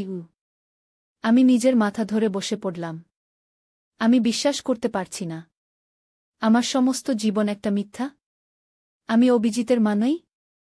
না, তুমি আমার সৎ মা। কিন্তু আমার কাছে তুমিই আমার আসল মা। তুমি আমাকে খুব ভালোবাসো, আমাকে দেখাশোনা করো। আমি তোমাকে ছাড়া বাঁচতে পারব না গি। আমার মাথায় হঠাৎ একটা চিন্তা এলো। অভিজিৎ, তোর আসল মা কোথায়? সে কি জেলে? অভিজিৎ চুপ করে গেল। অভিজিৎ, আমি জোরে ডাকলাম। মা! সে মারা গেছে। জেলে আত্মহত্যা করেছিল গু। আমি চোখ বন্ধ করে ফেললাম। আমার সামনে এখন দুটো পথ ছিল, হয় আমি এই সত্যকে মেনে নিয়ে আগের মতো জীবন চালিয়ে যাব, না হয় সত্য জানার চেষ্টা করব। আমি দ্বিতীয়টা বেছে নিলাম। অভিজিৎ, আমি একজন সাইকিয়াট্রিস্টের সাথে দেখা করতে চাই। ঠিক আছে মা, আমি তোমাকে নিয়ে যাব। পরদিন আমরা ডাক্তার জেনিফার রবার্টসের চেম্বারে গেলাম। আমি অভিজিৎকে বাইরে অপেক্ষা করতে বললাম। ডাক্তারকে আমি সব বললাম, অভিজিতের প্রপোজাল, আমার সন্দেহ, বার্থ সার্টিফিকেট, অভিজিতের ব্যাখ্যা। ডাক্তার আমার কথা শুনে বললেন, মিসেস চৌধুরী, আপনি কি জানেন আপনি আমার পেশেন্ট ছিলেন? ৬ বছর আগে অভিজিৎ আপনাকে এখানে নিয়ে এসেছিল। আপনার ট্রমাটিক অ্যামনেশিয়া এবং ডিলিউশনাল ডিসঅর্ডার ছিল। আমি আপনার সম্পূর্ণ কেস হিস্ট্রি দেখে বলতে পারি অভিজিৎ সত্যি কথাই বলেছে। ডাক্তার তার কম্পিউটার থেকে কিছু ফাইল বের করলেন, যেখানে আমার সাইকিয়াট্রিক রিপোর্ট, মেডিকেল হিস্ট্রি সব ছিল। আমি দেখতে পাচ্ছিলাম সেখানে লেখা পেশেন্ট সুমিত্রা দাস, ৩-৭ বছর, ডিলিউশনাল ডিসঅর্ডার। পেশেন্ট বিশ্বাস করেন তিনি তার সৎ ছেলের আসল মা। ডাক্তার আমাকে দেখালেন আমার পুরনো ছবি, যেখানে আমি অভিজিৎ এবং তার বাবার সাথে আছি। আমি বুঝতে পারলাম অভিজিৎ সত্যি কথাই বলেছে। আমি তার মা নই। এখন আমি কি করব? আমি ডাক্তারকে জিজ্ঞেস করলাম। আপনি আস্তে আস্তে সত্যকে মেনে নিন। আপনার সত্য স্মৃতি ফিরে আসছে, এটা ভালো লক্ষণ। অভিজিৎ আপনাকে খুব ভালোবাসে, সে আপনার যত্ন নিয়েছে। আপনি তাকে সাপোর্ট করুন, তিনি আপনাকে সাপোর্ট করবেন। আমি কেঁদে ফেললাম। ডাক্তার আমাকে সান্ত্বনা দিলেন। সেদিন বাড়ি ফেরার পথে আমি অভিজিৎকে বললাম, আমি জানি এসব সত্য। আমি তোর মা না হলেও তুই আমার ছেলে। আমরা একসাথে এই ট্রমা কাটিয়ে উঠব। ৩ মাস পরে আমার থেরাপি চলছে। আমি আমার আসল পরিচয় ফিরে পাচ্ছি। সুমিত্রা দাস, একজন অ্যাকাউন্টেন্ট, প্রদীপ চৌধুরীর স্ত্রী, অভিজিতের সৎ মা। আমার ছোটবেলার স্মৃতি, কলেজের দিনগুলো, প্রদীপের সাথে দেখা, সব আমার মনে পড়ছে। অভিজিৎ আমাকে খুব সাপোর্ট করছে। সে আমাকে ভারতে নিয়ে যাবে, যেখানে আমার পরিবার আছে। আমি তাদের সাথে যোগাযোগ করেছি। আমার বাবা মা এখনও বেঁচে আছেন, তারা আমাকে দেখার জন্য অপেক্ষা করছেন। আজ সকালে আমি আয়নার সামনে দাঁড়িয়ে নিজেকে দেখছিলাম। আমি একজন সৎ মা যে ভুলে গিয়েছিল সে কে। কিন্তু এখন আমি নিজেকে ফিরে পাচ্ছি। অভিজিতের প্রতি আমার ভালোবাসা কোনো দিন কম হয়নি, কিন্তু এখন আমি তাকে যথাযথ দৃষ্টিতে দেখতে শিখছি। ৬ মাস পরে হিমালয়ের কোলে ছোট্ট একটি পাহাড়ি শহর দার্জিলিং। এখানে এক চা বাগানের পাশে একটি ছোট্ট কটেজ ভাড়া নিয়েছি আমরা। সবুজে ঘেরা, দূরে হিমালয়ের চূড়া দেখা যায়। অভিজিৎ এবং আমি ভারতে ফিরে এসেছি ৩ সপ্তাহ আগে। আমার বাবা মাকে দেখার পর আমরা সিদ্ধান্ত নিয়েছি কিছুদিন দার্জিলিংয়ে থাকব। এখানে একটি নতুন শুরু হবে আমাদের জন্য। এই সকালে আমি বারান্দায় বসে চা পান করছিলাম। চারদিকে কুয়াশা, মাঝে মাঝে সূর্যের আলো উকি দিচ্ছে। এমন সময় অভিজিৎ এলো একটি খাম নিয়ে। এই যে, সে খামটি আমার দিকে এগিয়ে দিল। আমার বন্ধু রাজেশ সিডনি থেকে পাঠিয়েছে। একটা জিনিস আমাদের জন্য এসেছে। আমি খাম খুললাম। তাতে একটি চাবি ছিল এবং একটি চিঠি। প্রিয় অভিজিৎ ও সুমিত্রা, আশা করি তোমরা ভালো আছো। তোমাদের জন্য একটা খবর আছে। মনে আছে তোমার বাবা প্রদীপের লকার? অস্ট্রেলিয়া যাওয়ার আগে সে একটি ব্যাংক লকারে কিছু জিনিস রেখে গিয়েছিল। আমি তার ব্যবসার পুরানো পার্টনার। সে আমাকে বলেছিল যে তার মৃত্যুর পর যেন তোমাদের এই চাবি দেই। ভারতে তোমাদের ঠিকানা জানা যায়নি, তাই অস্ট্রেলিয়ার বাড়িতে পাঠিয়েছিলাম। সেখান থেকে রাজেশ এটা ভারতে পাঠিয়েছে। লকারটি কলকাতার সেন্ট্রাল ব্যাংকে আছে। লকার নম্বর ২৪৭। প্রদীপের একটি চিঠিও লকারে আছে। সে তোমাদের জন্য কিছু রেখে গেছে। শুভেচ্ছা, অনিরুদ্ধ সেনগু। আকাশ, আমি চিৎকার করে উঠলাম। শঙ্কর আমার হাত চেপে ধরলেন। চুপ করুন। আমাদের কৌশলে কাজ করতে হবে। তারা তাদের প্ল্যান বলতে লাগলেন। আমি কিছুই শুনছিলাম না। আমি শুধু আকাশকে বাঁচাতে চাইছিলাম। আমার ছেলে, আমার একমাত্র সন্তান। তার জন্য আমি মরতেও রাজি। আমি ওদের সামনে সামনে যাব। আমি হঠাৎ করে বললাম। কি? শঙ্কর অবাক হয়ে গেলেন। আপনি পাগল হয়ে গেছেন? ওরা আপনাকে মেরে ফেলবে। ওরা আমাকেই চায়, তাই না? ওই এক আমার কাছে। আমি মিথ্যা চিপ দিয়ে দেব। ততক্ষণে আপনারা আকাশকে উদ্ধার করুন। শঙ্কর মাথা নাড়লেন। না, এটা খুবই রিস্কি। আমি আমার ছেলেকে বাঁচাবই, আমি দৃঢ় গলায় বললাম। আমার জীবন দিয়ে হলেও। শেষ পর্যন্ত শঙ্কর রাজি হলেন। আমরা একটা ভুয়া চিপ তৈরি করলাম, যেটা V1 এর মতো দেখতে। আমি সামনের দরজা দিয়ে ঢুকব, আর শঙ্করের লোকেরা পিছন দিয়ে ঢুকে আকাশকে উদ্ধার করবে। আমি নিজেকে তৈরি করলাম। আমার শরীরে ভয় ছিল, কিন্তু আমি ভয় দেখাইনি। আমার ছেলের জীবন বাঁচাতে আমি সবকিছু করতে রাজি। আমি যাচ্ছি, আমি বললাম এবং গোডাউনের দিকে হাঁটতে শুরু করলাম। সামনের গেটে ২ জন লোক দাঁড়িয়েছিল। তারা আমাকে দেখতে পেয়ে বন্দুক তাক করল। থামো। কে তুমি? আমি আমেলিয়া দেবী। আমি জানি তোমরা আমার ছেলে আকাশকে ধরে রেখেছ। আমি এসেছি তাকে নিতে গু। ওরা একজন অন্যজনের দিকে তাকালো, তারপর ভিতরে কাউকে ফোন করল। কিছুক্ষণ পর একজন লোক বেরিয়ে এলো, লম্বা, কালো স্যুট পরা। আমেলিয়া দেবী। অবশেষে। আমরা আপনার জন্যই অপেক্ষা করছিলাম। আপনার ছেলেকে দেখতে চান? হ্যাঁ, আমি দ্রুত গলায় বললাম। আমার ছেলেকে ছেড়ে দিন গু। ওই এক কোথায়? আমি লকেটটি বের করলাম। এখানে গু। লোকটি আমাকে ভিতরে নিয়ে গেল। আমি সতর্ক দৃষ্টিতে চারপাশে দেখছিলাম। যদি শঙ্করের লোকেরা প্ল্যান অনুযায়ী কাজ করে, তাহলে এখন তারা পিছন দিয়ে ঢুকে পড়বে। লোকটি আমাকে একটা রুমে নিয়ে গেল। দরজা খুলে দেখাতে দেখলাম, আকাশ একটা চেয়ারে বাঁধা অবস্থায় বসে আছে। তার মুখে রক্ত, চোখে ভয়। মা! আকাশ চিৎকার করে উঠল। আমি দৌড়ে তার কাছে যেতে চাইলাম, কিন্তু লোকটি আমাকে আটকে দিল। আগে ওই এক, সে বলল। আমার ছেলেকে ছেড়ে দিন, তারপর আমি আপনাকে ওই এক দেব গু। আমাদের পিছন থেকে একটা গুলির শব্দ হল। আমি চমকে উঠলাম। শঙ্করের লোকেরা এসে গেছে। শব্দ শুনে স্যুট পরা লোকটি ঘুরে তাকাল, সেই সুযোগে আমি তার হাত থেকে ছাড়িয়ে আকাশের কাছে দৌড়ে গেলাম। আকাশ! তুই ঠিক আছিস? আমি তার বাঁধন খুলতে শুরু করলাম। মা, সাবধান! আকাশ চিৎকার করে উঠল। আমি পিছন ফিরে দেখলাম, লোকটি বন্দুক তাক করেছে আমাদের দিকে। ওই এক আমাকে দাও, না হলে তোমার ছেলেকে গুলি করব গ। আমি লকেটটি বের করলাম। নাও, তোমার ওই এক গি। লোকটি এগিয়ে এলো লকেট নিতে। ঠিক সেই মুহূর্তে দরজা দিয়ে শঙ্কর ঢুকলেন, তার হাতে বন্দুক। নড়বেন না! শঙ্কর চিৎকার করলেন। স্যুট পরা লোকটি ঘুরে শঙ্করের দিকে বন্দুক তাক করল। আমি সেই সুযোগে আকাশের বাঁধন পুরোপুরি খুলে ফেললাম। মা, আমরা পালাই! আকাশ বলল। না, আমরা শঙ্করকে সাহায্য করতে হবে গু। বন্দুকধারী শঙ্কর এবং স্যুট পরা লোকটি মুখোমুখি দাঁড়িয়েছিলেন। দুজনেই বন্দুক তাক করে রেখেছিলেন একে অপরের দিকে। তুমি কে? স্যুট পরা লোকটি শঙ্করকে জিজ্ঞেস করল। আমি শঙ্কর মিত্র।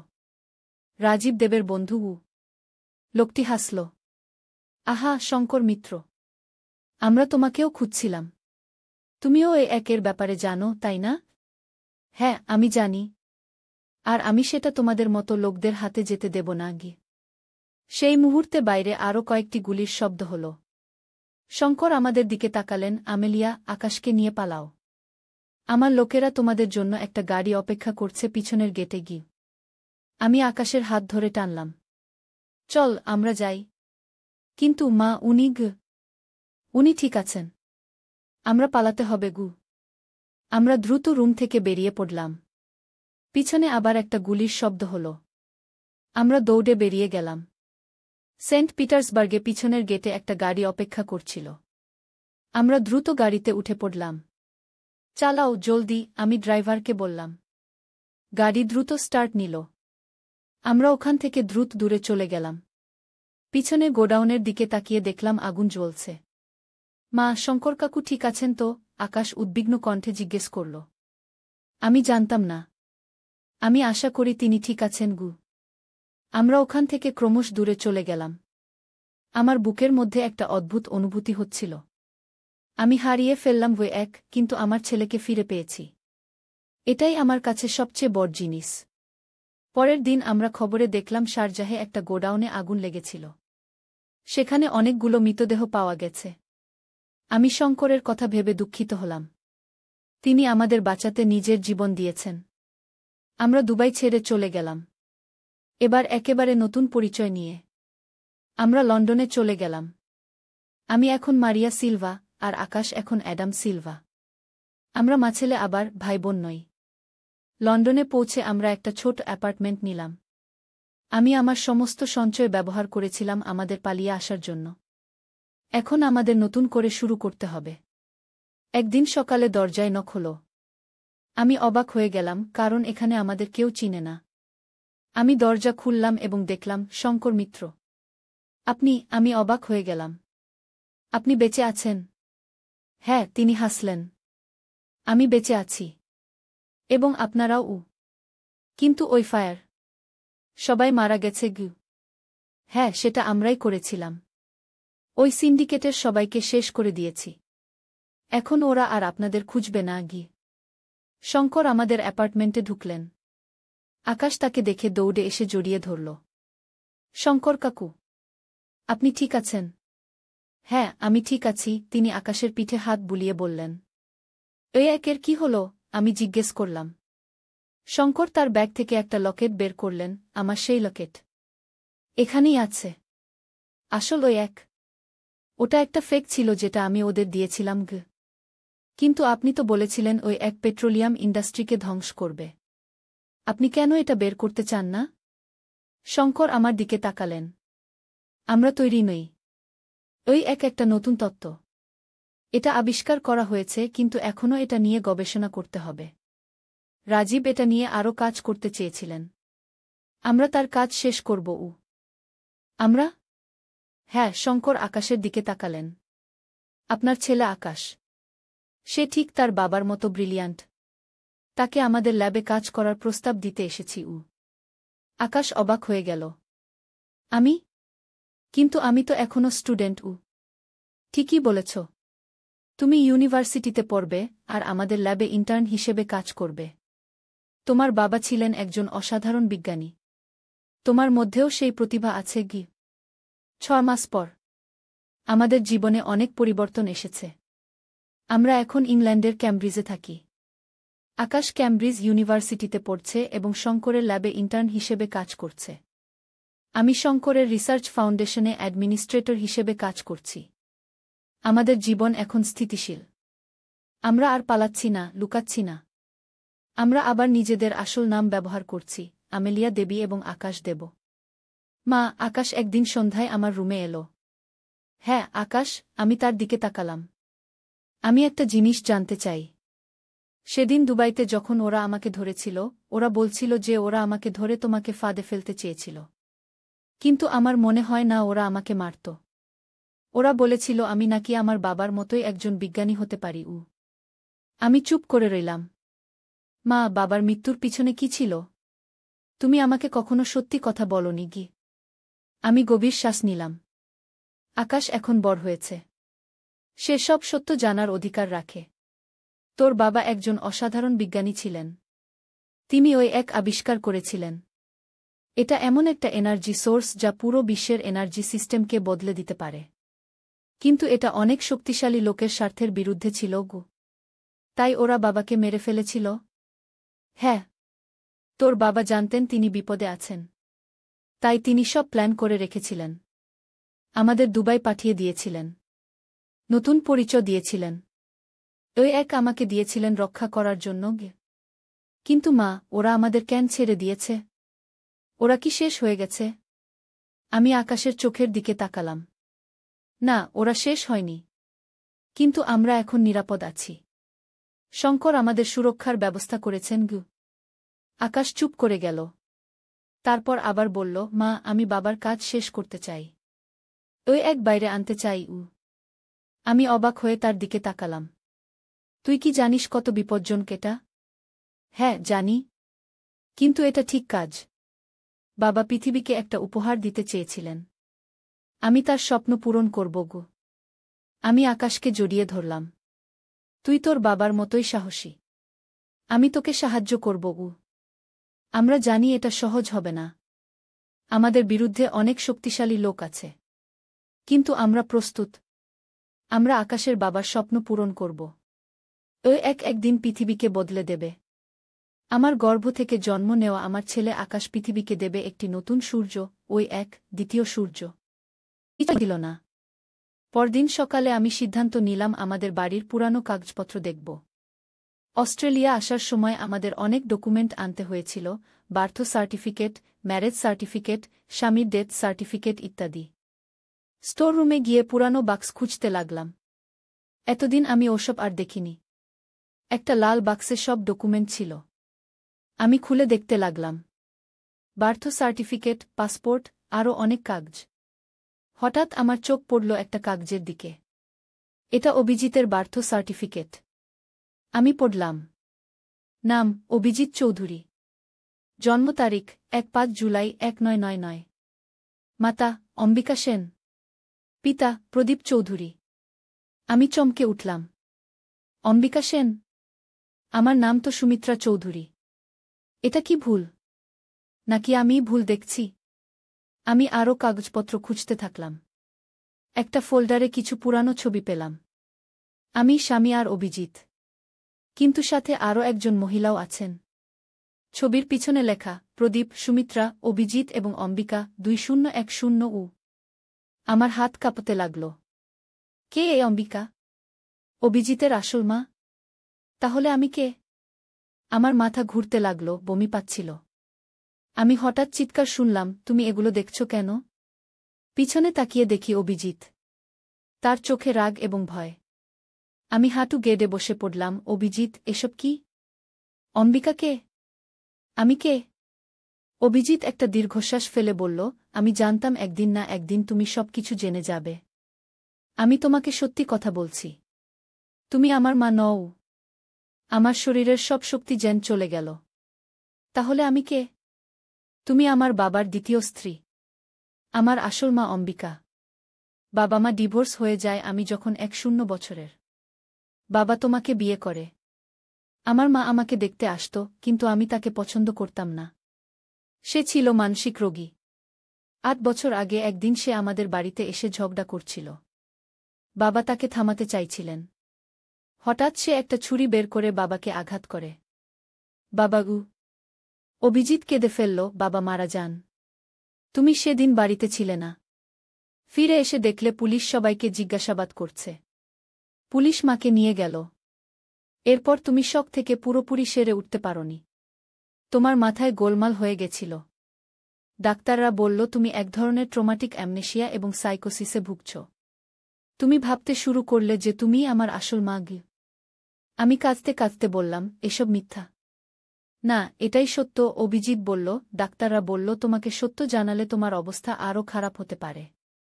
তাই আমি তোমার ভ্রম বজায় রাখলাম। আমরা অস্ট্রেলিয়া চলে এলাম, নতুন জীবন শুরু করলাম। সবকিছু ভালোই চলছিল। এতদিন পরে তুমি সব জেনে ফেলেছ তাহলে ওই বিয়ের প্রপোজাল? ওসব ছবি? আমি জিজ্ঞেস করলাম।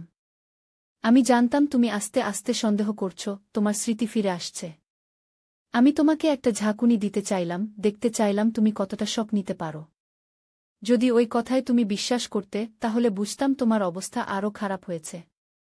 কিন্তু তুমি প্রতিবাদ করলে, এতে বুঝলাম তুমি সেরে উঠছ। তাই গতকাল বললাম এটা একটা জোক ছিল আমি তার কথা বিশ্বাস করতে পারছিলাম না। তাহলে আমার আসল নাম কি? আমার পরিবার? তোমার নাম সুমিত্রা দাস। তুমি বাবার সাথে অফিসে কাজ করতে। তোমাদের বিয়ে হয় আমি যখন 1-2 বছরের। তোমার পরিবার ইন্ডিয়াতে থাকে, কিন্তু তুমি তাদের সাথে যোগাযোগ রাখো না। ওরা জানে না তুমি মানসিক অসুস্থ হয়ে পড়েছ। আমি ওদের বলেছি আমরা ভালো আছি। আমি নিজের মাথা ধরে বসে পড়লাম। আমি বিশ্বাস করতে পারছি না। আমার সমস্ত জীবন একটা মিথ্যা? আমি অভিজিতের মা নই? না, তুমি আমার সৎ মা। কিন্তু আমার কাছে তুমিই আমার আসল মা। তুমি আমাকে খুব ভালোবাসো, আমাকে দেখাশোনা করো। আমি তোমাকে ছাড়া বাঁচতে পারব না। আমার মাথায় হঠাৎ একটা চিন্তা এলো। অভিজিৎ, তোর আসল মা কোথায়? সে কি জেলে? অভিজিৎ চুপ করে গেল। অভিজিৎ, আমি জোরে ডাকলাম। মা! সে মারা গেছে। জেলে আত্মহত্যা করেছিল আমি চোখ বন্ধ করে ফেললাম। আমার সামনে এখন দুটো পথ ছিল, হয় আমি এই সত্যকে মেনে নিয়ে আগের মতো জীবন চালিয়ে যাব, না হয় সত্য জানার চেষ্টা করব। আমি দ্বিতীয়টা বেছে নিলাম। অভিজিৎ, আমি একজন সাইকিয়াট্রিস্টের সাথে দেখা করতে চাই। ঠিক আছে মা, আমি তোমাকে নিয়ে যাব। পরদিন আমরা ডাক্তার জেনিফার রবার্টসের চেম্বারে গেলাম। আমি অভিজিৎকে বাইরে অপেক্ষা করতে বললাম। ডাক্তারকে আমি সব বললাম, অভিজিতের প্রপোজাল, আমার সন্দেহ, বার্থ সার্টিফিকেট, অভিজিতের ব্যাখ্যা। ডাক্তার আমার কথা শুনে বললেন, মিসেস চৌধুরী, আপনি কি জানেন আপনি আমার পেশেন্ট ছিলেন? 6 বছর আগে অভিজিৎ আপনাকে এখানে নিয়ে এসেছিল। আপনার ট্রমাটিক অ্যামনেশিয়া এবং ডিলিউশনাল ডিসঅর্ডার ছিল। আমি আপনার সম্পূর্ণ কেস হিস্ট্রি দেখে বলতে পারি অভিজিৎ সত্যি কথাই বলেছে। ডাক্তার তার কম্পিউটার থেকে কিছু ফাইল বের করলেন, যেখানে আমার সাইকিয়াট্রিক রিপোর্ট, মেডিকেল হিস্ট্রি সব ছিল। আমি দেখতে পাচ্ছিলাম সেখানে লেখা পেশেন্ট সুমিত্রা দাস, 3-7 বছর, ডিলিউশনাল ডিসঅর্ডার। পেশেন্ট বিশ্বাস করেন তিনি তার সৎ ছেলের আসল মা গু। ডাক্তার আমাকে দেখালেন আমার পুরনো ছবি, যেখানে আমি অভিজিৎ এবং তার বাবার সাথে আছি। আমি বুঝতে পারলাম অভিজিৎ সত্যি কথাই বলেছে। আমি তার মা নই। এখন আমি কি করব? আমি ডাক্তারকে জিজ্ঞেস করলাম। আপনি আস্তে আস্তে সত্যকে মেনে নিন। আপনার সত্য স্মৃতি ফিরে আসছে, এটা ভালো লক্ষণ। অভিজিৎ আপনাকে খুব ভালোবাসে, সে আপনার যত্ন নিয়েছে। আপনি তাকে সাপোর্ট করুন, তিনি আপনাকে সাপোর্ট করবেন গে। আমি কেঁদে ফেললাম। ডাক্তার আমাকে সান্ত্বনা দিলেন। সেদিন বাড়ি ফেরার পথে আমি অভিজিৎকে বললাম, আমি জানি এসব সত্য। আমি তোর মা না হলেও তুই আমার ছেলে। আমরা একসাথে এই ট্রমা কাটিয়ে উঠব গে। 3 মাস পরে আমার থেরাপি চলছে। আমি আমার আসল পরিচয় ফিরে পাচ্ছি। সুমিত্রা দাস, একজন অ্যাকাউন্টেন্ট, প্রদীপ চৌধুরীর স্ত্রী, অভিজিতের সৎ মা। আমার ছোটবেলার স্মৃতি, কলেজের দিনগুলো, প্রদীপের সাথে দেখা, সব আমার মনে পড়ছে। অভিজিৎ আমাকে খুব সাপোর্ট করছে। সে আমাকে ভারতে নিয়ে যাবে, যেখানে আমার পরিবার আছে। আমি তাদের সাথে যোগাযোগ করেছি। আমার বাবা মা এখনও বেঁচে আছেন, তারা আমাকে দেখার জন্য অপেক্ষা করছেন। আজ সকালে আমি আয়নার সামনে দাঁড়িয়ে নিজেকে দেখছিলাম। আমি একজন সৎ মা, যে ভুলে গিয়েছিল সে কে। কিন্তু এখন আমি নিজেকে ফিরে পাচ্ছি। অভিজিতের প্রতি আমার ভালোবাসা কোনো দিন কম হয়নি, কিন্তু এখন আমি তাকে যথাযথ দৃষ্টিতে দেখতে শিখছি। 6 মাস পরে হিমালয়ের কোলে ছোট্ট একটি পাহাড়ি শহর দার্জিলিং। এখানে এক চা বাগানের পাশে একটি ছোট্ট কটেজ ভাড়া নিয়েছি আমরা। সবুজে ঘেরা, দূরে হিমালয়ের চূড়া দেখা যায়। অভিজিৎ এবং আমি ভারতে ফিরে এসেছি 3 সপ্তাহ আগে। আমার বাবা মাকে দেখার পর আমরা সিদ্ধান্ত নিয়েছি কিছুদিন দার্জিলিংয়ে থাকব। এখানে একটি নতুন শুরু হবে আমাদের জন্য। এই সকালে আমি বারান্দায় বসে চা পান করছিলাম। চারদিকে কুয়াশা, মাঝে মাঝে সূর্যের আলো উকি দিচ্ছে। এমন সময় অভিজিৎ এলো একটি খাম নিয়ে। এই যে, সে খামটি আমার দিকে এগিয়ে দিল। আমার বন্ধু রাজেশ সিডনি থেকে পাঠিয়েছে। একটা জিনিস আমাদের জন্য এসেছে গি। আমি খাম খুললাম। তাতে একটি চাবি ছিল এবং একটি চিঠি। প্রিয় অভিজিৎ ও সুমিত্রা, আশা করি তোমরা ভালো আছো। তোমাদের জন্য একটা খবর আছে। মনে আছে তোমার বাবা প্রদীপের লকার? অস্ট্রেলিয়া যাওয়ার আগে সে একটি ব্যাংক লকারে কিছু জিনিস রেখে গিয়েছিল। আমি তার ব্যবসার পুরানো পার্টনার। সে আমাকে বলেছিল যে তার মৃত্যুর পর যেন তোমাদের এই চাবি দেই। ভারতে তোমাদের ঠিকানা জানা যায়নি, তাই অস্ট্রেলিয়ার বাড়িতে পাঠিয়েছিলাম। সেখান থেকে রাজেশ এটা ভারতে পাঠিয়েছে। লকারটি কলকাতার সেন্ট্রাল ব্যাংকে আছে। লকার নম্বর 247। প্রদীপের একটি চিঠিও লকারে আছে। সে তোমাদের জন্য কিছু রেখে গেছে। শুভেচ্ছা, অনিরুদ্ধ সেনগু। আকাশ, আমি চিৎকার করে উঠলাম। শঙ্কর আমার হাত চেপে ধরলেন। চুপ করুন। আমাদের কৌশলে কাজ করতে হবে। তারা তাদের প্ল্যান বলতে লাগলেন। আমি কিছুই শুনছিলাম না। আমি শুধু আকাশকে বাঁচাতে চাইছিলাম। আমার ছেলে, আমার একমাত্র সন্তান। তার জন্য আমি মরতেও রাজি। আমি ওদের সামনে সামনে যাব। আমি হঠাৎ করে বললাম। কি? শঙ্কর অবাক হয়ে গেলেন। আপনি পাগল হয়ে গেছেন? ওরা আপনাকে মেরে ফেলবে। ওরা আমাকেই চায়, তাই না? ওই এক আমার কাছে। আমি মিথ্যা চিপ দিয়ে দেব। ততক্ষণে আপনারা আকাশকে উদ্ধার করুন। শঙ্কর মাথা নাড়লেন। না, এটা খুবই রিস্কি গু। আমি আমার ছেলেকে বাঁচাবই, আমি দৃঢ় গলায় বললাম। আমার জীবন দিয়ে হলেও। শেষ পর্যন্ত শঙ্কর রাজি হলেন। আমরা একটা ভুয়া চিপ তৈরি করলাম, যেটা এর মতো দেখতে। আমি সামনের দরজা দিয়ে ঢুকব, আর শঙ্করের লোকেরা পিছন দিয়ে ঢুকে আকাশকে উদ্ধার করবে। আমি নিজেকে তৈরি করলাম। আমার শরীরে ভয় ছিল, কিন্তু আমি ভয় দেখাইনি। আমার ছেলের জীবন বাঁচাতে আমি সবকিছু করতে রাজি। আমি যাচ্ছি, আমি বললাম এবং গোডাউনের দিকে হাঁটতে শুরু করলাম। সামনের গেটে 2 জন লোক দাঁড়িয়েছিল। তারা আমাকে দেখতে পেয়ে বন্দুক তাক করল। থামো। কে তুমি? আমি আমেলিয়া দেবী।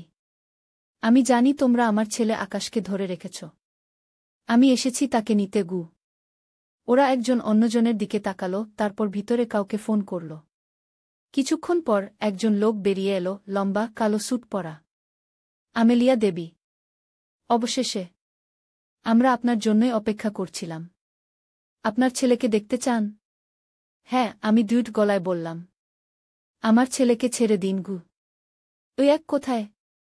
আমি লকেটটি বের করলাম। এখানে গু। লোকটি আমাকে ভিতরে নিয়ে গেল। আমি সতর্ক দৃষ্টিতে চারপাশে দেখছিলাম। যদি শঙ্করের লোকেরা প্ল্যান অনুযায়ী কাজ করে, তাহলে এখন তারা পিছন দিয়ে ঢুকে পড়বে। লোকটি আমাকে একটা রুমে নিয়ে গেল। দরজা খুলে দেখাতে দেখলাম, আকাশ একটা চেয়ারে বাঁধা অবস্থায় বসে আছে। তার মুখে রক্ত, চোখে ভয়। মা, আকাশ চিৎকার করে উঠল। আমি দৌড়ে তার কাছে যেতে চাইলাম, কিন্তু লোকটি আমাকে আটকে দিল। আগে ওই এক, সে বলল। আমার ছেলেকে ছেড়ে দিন, তারপর আমি আপনাকে ওই এক দেব গু। আমাদের পিছন থেকে একটা গুলির শব্দ হল। আমি চমকে উঠলাম। শঙ্করের লোকেরা এসে গেছে। শব্দ শুনে স্যুট পরা লোকটি ঘুরে তাকালো, সেই সুযোগে আমি তার হাত থেকে ছাড়িয়ে আকাশের কাছে দৌড়ে গেলাম। আকাশ, তুই ঠিক আছিস? আমি তার বাঁধন খুলতে শুরু করলাম। মা, সাবধান! আকাশ চিৎকার করে উঠল। আমি পিছন ফিরে দেখলাম, লোকটি বন্দুক তাক করেছে আমাদের দিকে। ওই এক, আমাকে দাও, না হলে তোমার ছেলেকে গুলি করব গ। আমি লকেটটি বের করলাম। নাও, তোমার ওই এক গি। লোকটি এগিয়ে এলো লকেট নিতে। ঠিক সেই মুহূর্তে দরজা দিয়ে শঙ্কর ঢুকলেন, তার হাতে বন্দুক। নড়বেন না, শঙ্কর চিৎকার করলেন। স্যুট পরা লোকটি ঘুরে শঙ্করের দিকে বন্দুক তাক করল। আমি সেই সুযোগে আকাশের বাঁধন পুরোপুরি খুলে ফেললাম। মা, আমরা পালাই, আকাশ বলল। না, আমরা শঙ্করকে সাহায্য করতে হবে গু। বন্দুকধারী শঙ্কর এবং স্যুট পরা লোকটি মুখোমুখি দাঁড়িয়েছিলেন। দুজনেই বন্দুক তাক করে রেখেছিলেন একে অপরের দিকে। তুমি কে? স্যুট পরা লোকটি শঙ্করকে জিজ্ঞেস করল। আমি শঙ্কর মিত্র, রাজীব দেবের বন্ধু গু। লোকটি হাসল। আহা, শঙ্কর মিত্র, আমরা তোমাকেও খুঁজছিলাম। তুমিও এই একের ব্যাপারে জানো, তাই না? হ্যাঁ, আমি জানি। আর আমি সেটা তোমাদের মতো লোকদের হাতে যেতে দেব না গি। সেই মুহূর্তে বাইরে আরও কয়েকটি গুলির শব্দ হল। শঙ্কর আমাদের দিকে তাকালেন। আমেলিয়া, আকাশকে নিয়ে পালাও। আমার লোকেরা তোমাদের জন্য একটা গাড়ি অপেক্ষা করছে পিছনের গেটে গি। আমি আকাশের হাত ধরে টানলাম। চল, আমরা যাই। কিন্তু মা, উনি ঠিক আছেন। আমরা পালাতে হবে গু। আমরা দ্রুত রুম থেকে বেরিয়ে পড়লাম। পিছনে আবার একটা গুলির শব্দ হল। আমরা দৌড়ে বেরিয়ে গেলাম। সেন্ট পিটার্সবার্গে পিছনের গেটে একটা গাড়ি অপেক্ষা করছিল। আমরা দ্রুত গাড়িতে উঠে পড়লাম। চালাও জলদি, আমি ড্রাইভারকে বললাম। গাড়ি দ্রুত স্টার্ট নিল। আমরা ওখান থেকে দ্রুত দূরে চলে গেলাম। পিছনে গোডাউনের দিকে তাকিয়ে দেখলাম আগুন জ্বলছে। মা, শঙ্কর কাকু ঠিক আছেন তো? আকাশ উদ্বিগ্ন কণ্ঠে জিজ্ঞেস করল। আমি জানতাম না। আমি আশা করি তিনি ঠিক আছেন গু। আমরা ওখান থেকে ক্রমশ দূরে চলে গেলাম। আমার বুকের মধ্যে একটা অদ্ভুত অনুভূতি হচ্ছিল। আমি হারিয়ে ফেললাম ওই এক, কিন্তু আমার ছেলেকে ফিরে পেয়েছি। এটাই আমার কাছে সবচেয়ে বড় জিনিস। পরের দিন আমরা খবরে দেখলাম শারজাহে একটা গোডাউনে আগুন লেগেছিল। সেখানে অনেকগুলো মৃতদেহ পাওয়া গেছে। আমি শঙ্করের কথা ভেবে দুঃখিত হলাম। তিনি আমাদের বাঁচাতে নিজের জীবন দিয়েছেন। আমরা দুবাই ছেড়ে চলে গেলাম। এবার একেবারে নতুন পরিচয় নিয়ে আমরা লন্ডনে চলে গেলাম। আমি এখন মারিয়া সিলভা, আর আকাশ এখন অ্যাডাম সিলভা। আমরা মাছেলে আবার ভাই বোন নই। লন্ডনে পৌঁছে আমরা একটা ছোট অ্যাপার্টমেন্ট নিলাম। আমি আমার সমস্ত সঞ্চয় ব্যবহার করেছিলাম আমাদের পালিয়ে আসার জন্য। এখন আমাদের নতুন করে শুরু করতে হবে। একদিন সকালে দরজায় নক হলো। আমি অবাক হয়ে গেলাম, কারণ এখানে আমাদের কেউ চিনে না। আমি দরজা খুললাম এবং দেখলাম শঙ্কর মিত্র। আমি অবাক হয়ে গেলাম। আপনি বেঁচে আছেন? হ্যাঁ, তিনি হাসলেন। আমি বেঁচে আছি। এবং আপনারাও। কিন্তু ওই ফায়ার? সবাই মারা গেছে গু। হ্যাঁ, সেটা আমরাই করেছিলাম। ওই সিন্ডিকেটের সবাইকে শেষ করে দিয়েছি। এখন ওরা আর আপনাদের খুঁজবে না গি। শঙ্কর আমাদের অ্যাপার্টমেন্টে ঢুকলেন। আকাশ তাকে দেখে দৌড়ে এসে জড়িয়ে ধরল। শঙ্কর কাকু, আপনি ঠিক আছেন? হ্যাঁ, আমি ঠিক আছি, তিনি আকাশের পিঠে হাত বুলিয়ে বললেন। এই একের কি হলো? আমি জিজ্ঞেস করলাম। শঙ্কর তার ব্যাগ থেকে একটা লকেট বের করলেন। আমার সেই লকেট এখানেই আছে। আসল ওই এক। ওটা একটা ফেক ছিল যেটা আমি ওদের দিয়েছিলাম কিন্তু আপনি তো বলেছিলেন ওই এক পেট্রোলিয়াম ইন্ডাস্ট্রিকে ধ্বংস করবে। আপনি কেন এটা বের করতে চান না? শঙ্কর আমার দিকে তাকালেন। আমরা তৈরি নই। ওই একটা নতুন তত্ত্ব। এটা আবিষ্কার করা হয়েছে কিন্তু এখনও এটা নিয়ে গবেষণা করতে হবে। রাজীব এটা নিয়ে আরও কাজ করতে চেয়েছিলেন। আমরা তার কাজ শেষ করব। আমরা? হ্যাঁ, শঙ্কর আকাশের দিকে তাকালেন। আপনার ছেলে আকাশ। সে ঠিক তার বাবার মতো ব্রিলিয়ান্ট। তাকে আমাদের ল্যাবে কাজ করার প্রস্তাব দিতে এসেছি। আকাশ অবাক হয়ে গেল। আমি? কিন্তু আমি তো এখনও স্টুডেন্ট। ঠিকই বলেছ। তুমি ইউনিভার্সিটিতে পড়বে আর আমাদের ল্যাবে ইন্টার্ন হিসেবে কাজ করবে। তোমার বাবা ছিলেন একজন অসাধারণ বিজ্ঞানী। তোমার মধ্যেও সেই প্রতিভা আছে। 6 মাস পর আমাদের জীবনে অনেক পরিবর্তন এসেছে। আমরা এখন ইংল্যান্ডের ক্যামব্রিজে থাকি। আকাশ ক্যামব্রিজ ইউনিভার্সিটিতে পড়ছে এবং শঙ্করের ল্যাবে ইন্টার্ন হিসেবে কাজ করছে। আমি শঙ্করের রিসার্চ ফাউন্ডেশনে অ্যাডমিনিস্ট্রেটর হিসেবে কাজ করছি। আমাদের জীবন এখন স্থিতিশীল। আমরা আর পালাচ্ছি না, লুকাচ্ছি না। আমরা আবার নিজেদের আসল নাম ব্যবহার করছি, আমেলিয়া দেবী এবং আকাশ দেব। মা, আকাশ একদিন সন্ধ্যায় আমার রুমে এলো। হ্যাঁ, আকাশ, আমি তার দিকে তাকালাম। আমি একটা জিনিস জানতে চাই। সেদিন দুবাইতে যখন ওরা আমাকে ধরেছিল, ওরা বলছিল যে ওরা আমাকে ধরে তোমাকে ফাঁদে ফেলতে চেয়েছিল। কিন্তু আমার মনে হয় না ওরা আমাকে মারত। ওরা বলেছিল আমি নাকি আমার বাবার মতোই একজন বিজ্ঞানী হতে পারি। আমি চুপ করে রইলাম। মা, বাবার মৃত্যুর পিছনে কি ছিল? তুমি আমাকে কখনো সত্যি কথা বলনি। আমি গভীর শ্বাস নিলাম। আকাশ এখন বড় হয়েছে। সে সব সত্য জানার অধিকার রাখে। তোর বাবা একজন অসাধারণ বিজ্ঞানী ছিলেন। তিনি ওই এক আবিষ্কার করেছিলেন। এটা এমন একটা এনার্জি সোর্স যা পুরো বিশ্বের এনার্জি সিস্টেমকে বদলে দিতে পারে। কিন্তু এটা অনেক শক্তিশালী লোকের স্বার্থের বিরুদ্ধে ছিল। তাই ওরা বাবাকে মেরে ফেলেছিল? হ্যাঁ। তোর বাবা জানতেন তিনি বিপদে আছেন। তাই তিনি সব প্ল্যান করে রেখেছিলেন। আমাদের দুবাই পাঠিয়ে দিয়েছিলেন। নতুন পরিচয় দিয়েছিলেন। ওই এক আমাকে দিয়েছিলেন রক্ষা করার জন্য। কিন্তু মা, ওরা আমাদের কেন ছেড়ে দিয়েছে? ওরা কি শেষ হয়ে গেছে? আমি আকাশের চোখের দিকে তাকালাম। না, ওরা শেষ হয়নি। কিন্তু আমরা এখন নিরাপদ আছি। শঙ্কর আমাদের সুরক্ষার ব্যবস্থা করেছেন। আকাশ চুপ করে গেল। তারপর আবার বলল, মা, আমি বাবার কাজ শেষ করতে চাই। ওই এক বাইরে আনতে চাই। আমি অবাক হয়ে তার দিকে তাকালাম। তুই কি জানিস কত বিপজ্জনক এটা? হ্যাঁ, জানি। কিন্তু এটা ঠিক কাজ। বাবা পৃথিবীকে একটা উপহার দিতে চেয়েছিলেন। আমি তার স্বপ্ন পূরণ করব। আমি আকাশকে জড়িয়ে ধরলাম। তুই তোর বাবার মতোই সাহসী। আমি তোকে সাহায্য করব। আমরা জানি এটা সহজ হবে না। আমাদের বিরুদ্ধে অনেক শক্তিশালী লোক আছে। কিন্তু আমরা প্রস্তুত। আমরা আকাশের বাবার স্বপ্ন পূরণ করব। ওই একদিন পৃথিবীকে বদলে দেবে। আমার গর্ভ থেকে জন্ম নেওয়া আমার ছেলে আকাশ পৃথিবীকে দেবে একটি নতুন সূর্য, ওই দ্বিতীয় সূর্য। কিছু দিল না। পরদিন সকালে আমি সিদ্ধান্ত নিলাম আমাদের বাড়ির পুরানো কাগজপত্র দেখব। অস্ট্রেলিয়া আসার সময় আমাদের অনেক ডকুমেন্ট আনতে হয়েছিল, বার্থ সার্টিফিকেট, ম্যারেজ সার্টিফিকেট, স্বামীর ডেথ সার্টিফিকেট ইত্যাদি। স্টোর রুমে গিয়ে পুরানো বাক্স খুঁজতে লাগলাম। এতদিন আমি ওসব আর দেখিনি। একটা লাল বাক্সে সব ডকুমেন্ট ছিল। আমি খুলে দেখতে লাগলাম। বার্থ সার্টিফিকেট, পাসপোর্ট, আরও অনেক কাগজ। হঠাৎ আমার চোখ পড়ল একটা কাগজের দিকে। এটা অভিজিতের বার্থ সার্টিফিকেট। আমি পড়লাম। নাম অভিজিৎ চৌধুরী। জন্ম তারিখ 5 জুলাই 1999। মাতা অম্বিকা সেন। পিতা প্রদীপ চৌধুরী। আমি চমকে উঠলাম। অম্বিকা সেন? আমার নাম তো সুমিত্রা চৌধুরী। এটা কি ভুল?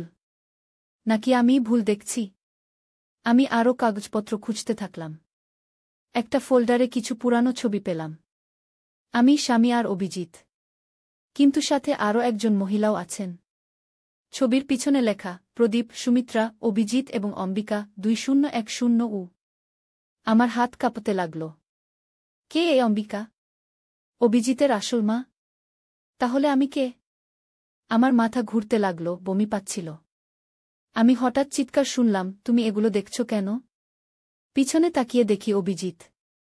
তার চোখে রাগ এবং ভয়। আমি হাঁটু গেড়ে বসে পড়লাম। অভিজিৎ, এসব কি? অম্বিকা কে? আমি কে? অভিজিৎ একটা দীর্ঘশ্বাস ফেলে বলল, আমি জানতাম একদিন না একদিন তুমি সবকিছু জেনে যাবে। আমি তোমাকে সত্যি কথা বলছি। তুমি আমার মা নও। আমার শরীরের সব শক্তি যেন চলে গেল। তাহলে আমি কে? তুমি আমার বাবার দ্বিতীয় স্ত্রী। আমার আসল মা অম্বিকা। বাবা মা ডিভোর্স হয়ে যায় আমি যখন 10 বছরের। বাবা তোমাকে বিয়ে করে। আমার মা আমাকে দেখতে আসত, কিন্তু আমি তাকে পছন্দ করতাম না। সে ছিল মানসিক রোগী।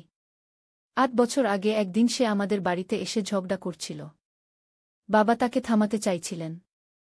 হঠাৎ সে একটা ছুরি বের করে বাবাকে আঘাত করে। বাবাগু! অভিজিৎ কেঁদে ফেলল, বাবা মারা যান। তুমি সেদিন বাড়িতে ছিলে না। ফিরে এসে দেখলে পুলিশ সবাইকে জিজ্ঞাসাবাদ করছে। পুলিশ মাকে নিয়ে গেল। এরপর তুমি শক থেকে পুরোপুরি সেরে উঠতে পারোনি। তোমার মাথায় গোলমাল হয়ে গেছিল। ডাক্তাররা বলল তুমি এক ধরনের ট্রমাটিক অ্যামনেশিয়া এবং সাইকোসিসে ভুগছ। তুমি ভাবতে শুরু করলে যে তুমিই আমার আসল মা। আমি কাঁদতে কাঁদতে বললাম, এসব মিথ্যা। না, এটাই সত্য। অভিজিৎ বলল, ডাক্তাররা বলল তোমাকে সত্য জানালে তোমার অবস্থা আরও খারাপ হতে পারে। তাই আমি তোমার ভ্রম বজায় রাখলাম। আমরা অস্ট্রেলিয়া চলে এলাম, নতুন জীবন শুরু করলাম। সবকিছু ভালোই চলছিল। এতদিন পরে তুমি সব জেনে ফেলেছ গু। তাহলে ওই বিয়ের প্রপোজাল? ওসব ছবি? আমি জিজ্ঞেস করলাম। আমি জানতাম তুমি আস্তে আস্তে সন্দেহ করছ, তোমার স্মৃতি ফিরে আসছে। আমি তোমাকে একটা ঝাঁকুনি দিতে চাইলাম, দেখতে চাইলাম তুমি কতটা শক নিতে পারো। যদি ওই কথায় তুমি বিশ্বাস করতে, তাহলে বুঝতাম তোমার অবস্থা আরও খারাপ হয়েছে। কিন্তু তুমি প্রতিবাদ করলে, এতে বুঝলাম তুমি সেরে উঠছ। তাই গতকাল বললাম এটা একটা জোক ছিল গু। আমি তার কথা বিশ্বাস করতে পারছিলাম না। তাহলে আমার আসল নাম কি? আমার পরিবার? তোমার নাম সুমিত্রা দাস। তুমি বাবার সাথে অফিসে কাজ করতে। তোমাদের বিয়ে হয় আমি যখন 1-2 বছরের। তোমার পরিবার ইন্ডিয়াতে থাকে, কিন্তু তুমি তাদের সাথে যোগাযোগ রাখো না। ওরা জানে না তুমি মানসিক অসুস্থ হয়ে পড়েছ। আমি ওদের বলেছি আমরা ভালো আছি। আমি নিজের মাথা ধরে বসে পড়লাম। আমি বিশ্বাস করতে পারছি না। আমার সমস্ত জীবন একটা মিথ্যা? আমি অভিজিতের মা নই? না, তুমি আমার সৎ মা। কিন্তু আমার কাছে তুমিই আমার আসল মা। তুমি আমাকে খুব ভালোবাসো, আমাকে দেখাশোনা করো। আমি তোমাকে ছাড়া বাঁচতে পারবো না গি। আমার মাথায় হঠাৎ একটা চিন্তা এলো। অভিজিৎ, তোর আসল মা কোথায়? সে কি জেলে? অভিজিৎ চুপ করে গেল। অভিজিৎ, আমি জোরে ডাকলাম। মা! সে মারা গেছে। জেলে আত্মহত্যা করেছিল গু। আমি চোখ বন্ধ করে ফেললাম। আমার সামনে এখন দুটো পথ ছিল, হয় আমি এই সত্যকে মেনে নিয়ে আগের মতো জীবন চালিয়ে যাব, না হয় সত্য জানার চেষ্টা করব। আমি দ্বিতীয়টা বেছে নিলাম। অভিজিৎ, আমি একজন সাইকিয়াট্রিস্টের সাথে দেখা করতে চাই। ঠিক আছে মা, আমি তোমাকে নিয়ে যাব। পরদিন আমরা ডাক্তার জেনিফার রবার্টসের চেম্বারে গেলাম। আমি অভিজিৎকে বাইরে অপেক্ষা করতে বললাম। ডাক্তারকে আমি সব বললাম, অভিজিতের প্রপোজাল, আমার সন্দেহ, বার্থ সার্টিফিকেট, অভিজিতের ব্যাখ্যা। ডাক্তার আমার কথা শুনে বললেন, মিসেস চৌধুরী, আপনি কি জানেন আপনি আমার পেশেন্ট ছিলেন? 6 বছর আগে অভিজিৎ আপনাকে এখানে নিয়ে এসেছিল। আপনার ট্রমাটিক অ্যামনেশিয়া এবং ডিলিউশনাল ডিসঅর্ডার ছিল। আমি আপনার সম্পূর্ণ কেস হিস্ট্রি দেখে বলতে পারি অভিজিৎ সত্যি কথাই বলেছে। ডাক্তার তার কম্পিউটার থেকে কিছু ফাইল বের করলেন, যেখানে আমার সাইকিয়াট্রিক রিপোর্ট, মেডিকেল হিস্ট্রি সব ছিল। আমি দেখতে পাচ্ছিলাম সেখানে লেখা পেশেন্ট সুমিত্রা দাস, 3-7 বছর, ডিলিউশনাল ডিসঅর্ডার। পেশেন্ট বিশ্বাস করেন তিনি তার সৎ ছেলের আসল মা। ডাক্তার আমাকে দেখালেন আমার পুরনো ছবি, যেখানে আমি অভিজিৎ এবং তার বাবার সাথে আছি। আমি বুঝতে পারলাম অভিজিৎ সত্যি কথাই বলেছে। আমি তার মা নই। এখন আমি কি করব? আমি ডাক্তারকে জিজ্ঞেস করলাম। আপনি আস্তে আস্তে সত্যকে মেনে নিন। আপনার সত্য স্মৃতি ফিরে আসছে, এটা ভালো লক্ষণ। অভিজিৎ আপনাকে খুব ভালোবাসে, সে আপনার যত্ন নিয়েছে। আপনি তাকে সাপোর্ট করুন, তিনি আপনাকে সাপোর্ট করবেন গে। আমি কেঁদে ফেললাম। ডাক্তার আমাকে সান্ত্বনা দিলেন। সেদিন বাড়ি ফেরার পথে আমি অভিজিৎকে বললাম, আমি জানি এসব সত্য। আমি তোর মা না হলেও তুই আমার ছেলে। আমরা একসাথে এই ট্রমা কাটিয়ে উঠব গ। 3 মাস পরে আমার থেরাপি চলছে। আমি আমার আসল পরিচয় ফিরে পাচ্ছি। সুমিত্রা দাস, একজন অ্যাকাউন্টেন্ট, প্রদীপ চৌধুরীর স্ত্রী, অভিজিতের সৎ মা। আমার ছোটবেলার স্মৃতি, কলেজের দিনগুলো, প্রদীপের সাথে দেখা, সব আমার মনে পড়ছে। অভিজিৎ আমাকে খুব সাপোর্ট করছে। সে আমাকে ভারতে নিয়ে যাবে, যেখানে আমার পরিবার আছে। আমি তাদের সাথে যোগাযোগ করেছি। আমার বাবা মা এখনও বেঁচে আছেন, তারা আমাকে দেখার জন্য অপেক্ষা করছেন। আজ সকালে আমি আয়নার সামনে দাঁড়িয়ে নিজেকে দেখছিলাম। আমি একজন সৎ মা, যে ভুলে গিয়েছিল সে কে। কিন্তু এখন আমি নিজেকে ফিরে পাচ্ছি। অভিজিতের প্রতি আমার ভালোবাসা কোনো দিন কম হয়নি, কিন্তু এখন আমি তাকে যথাযথ দৃষ্টিতে দেখতে শিখছি। 6 মাস পরে হিমালয়ের কোলে ছোট্ট একটি পাহাড়ি শহর দার্জিলিং। এখানে এক চা বাগানের পাশে একটি ছোট্ট কটেজ ভাড়া নিয়েছি আমরা। সবুজে ঘেরা, দূরে হিমালয়ের চূড়া দেখা যায়। অভিজিৎ এবং আমি ভারতে ফিরে এসেছি 3 সপ্তাহ আগে। আমার বাবা মাকে দেখার পর আমরা সিদ্ধান্ত নিয়েছি কিছুদিন দার্জিলিংয়ে থাকব। এখানে একটি নতুন শুরু হবে আমাদের জন্য। এই সকালে আমি বারান্দায় বসে চা পান করছিলাম। চারদিকে কুয়াশা, মাঝে মাঝে সূর্যের আলো উকি দিচ্ছে। এমন সময় অভিজিৎ এলো একটি খাম নিয়ে। এই যে, সে খামটি আমার দিকে এগিয়ে দিল। আমার বন্ধু রাজেশ সিডনি থেকে পাঠিয়েছে। একটা জিনিস আমাদের জন্য এসেছে গি। আমি খাম খুললাম। তাতে একটি চাবি ছিল এবং একটি চিঠি। প্রিয় অভিজিৎ ও সুমিত্রা, আশা করি তোমরা ভালো আছো। তোমাদের জন্য একটা খবর আছে। মনে আছে তোমার বাবা প্রদীপের লকার? অস্ট্রেলিয়া যাওয়ার আগে সে একটি ব্যাংক লকারে কিছু জিনিস রেখে গিয়েছিল। আমি তার ব্যবসার পুরানো পার্টনার। সে আমাকে বলেছিল যে তার মৃত্যুর পর যেন তোমাদের এই চাবি দেই। ভারতে তোমাদের ঠিকানা জানা যায়নি, তাই অস্ট্রেলিয়ার বাড়িতে পাঠিয়েছিলাম। সেখান থেকে রাজেশ এটা ভারতে পাঠিয়েছে। লকারটি কলকাতার সেন্ট্রাল ব্যাংকে আছে। লকার নম্বর 247। প্রদীপের একটি চিঠিও লকারে আছে। সে তোমাদের জন্য কিছু রেখে গেছে। শুভেচ্ছা, অনিরুদ্ধ সেনগু। আকাশ, আমি চিৎকার করে উঠলাম। শঙ্কর আমার হাত চেপে ধরলেন। চুপ করুন। আমাদের কৌশলে কাজ করতে হবে। তারা তাদের প্ল্যান বলতে লাগলেন। আমি কিছুই শুনছিলাম না। আমি শুধু আকাশকে বাঁচাতে চাইছিলাম। আমার ছেলে, আমার একমাত্র সন্তান। তার জন্য আমি মরতেও রাজি। আমি ওদের সামনে সামনে যাব। আমি হঠাৎ করে বললাম। কি? শঙ্কর অবাক হয়ে গেলেন। আপনি পাগল হয়ে গেছেন? ওরা আপনাকে মেরে ফেলবে। ওরা আমাকেই চায়, তাই না? ওই এক আমার কাছে। আমি মিথ্যা চিপ দিয়ে দেব। ততক্ষণে আপনারা আকাশকে উদ্ধার করুন। শঙ্কর মাথা নাড়লেন। না, এটা খুবই রিস্কি গু। আমি আমার ছেলেকে বাঁচাবই, আমি দৃঢ় গলায় বললাম। আমার জীবন দিয়ে হলেও। শেষ পর্যন্ত শঙ্কর রাজি হলেন। আমরা একটা ভুয়া চিপ তৈরি করলাম, যেটা এর মতো দেখতে। আমি সামনের দরজা দিয়ে ঢুকব, আর শঙ্করের লোকেরা পিছন দিয়ে ঢুকে আকাশকে উদ্ধার করবে। আমি নিজেকে তৈরি করলাম। আমার শরীরে ভয় ছিল, কিন্তু আমি ভয় দেখাইনি। আমার ছেলের জীবন বাঁচাতে আমি সবকিছু করতে রাজি। আমি যাচ্ছি, আমি বললাম এবং গোডাউনের দিকে হাঁটতে শুরু করলাম।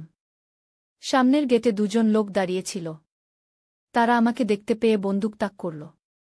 থামো। কে তুমি? আমি আমেলিয়া দেবী। আমি জানি তোমরা আমার ছেলে আকাশকে ধরে রেখেছ। আমি এসেছি তাকে নিতে গু। ওরা একজন অন্যজনের দিকে তাকালো, তারপর ভিতরে কাউকে ফোন করল। কিছুক্ষণ পর একজন লোক বেরিয়ে এলো, লম্বা, কালো স্যুট পরা। আমেলিয়া দেবী। অবশেষে। আমরা আপনার জন্যই অপেক্ষা করছিলাম। আপনার ছেলেকে দেখতে চান? হ্যাঁ, আমি দৃঢ় গলায় বললাম। আমার ছেলেকে ছেড়ে দিন গু। ওই এক কোথায়? আমি লকেটটি বের করলাম। এখানে গু। লোকটি আমাকে ভিতরে নিয়ে গেল।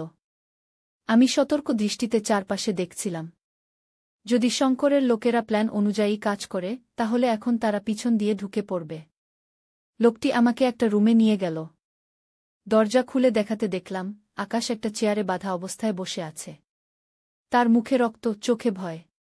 মা, আকাশ চিৎকার করে উঠল। আমি দৌড়ে তার কাছে যেতে চাইলাম, কিন্তু লোকটি আমাকে আটকে দিল। আগে ওই এক, সে বলল। আমার ছেলেকে ছেড়ে দিন, তারপর আমি আপনাকে ওই এক দেব গু। আমাদের পিছন থেকে একটা গুলির শব্দ হল। আমি চমকে উঠলাম। শঙ্করের লোকেরা এসে গেছে। শব্দ শুনে স্যুট পরা লোকটি ঘুরে তাকাল। সেই সুযোগে আমি তার হাত থেকে ছাড়িয়ে আকাশের কাছে দৌড়ে গেলাম। আকাশ, তুই ঠিক আছিস? আমি তার বাঁধন খুলতে শুরু করলাম। মা, সাবধান! আকাশ চিৎকার করে উঠল।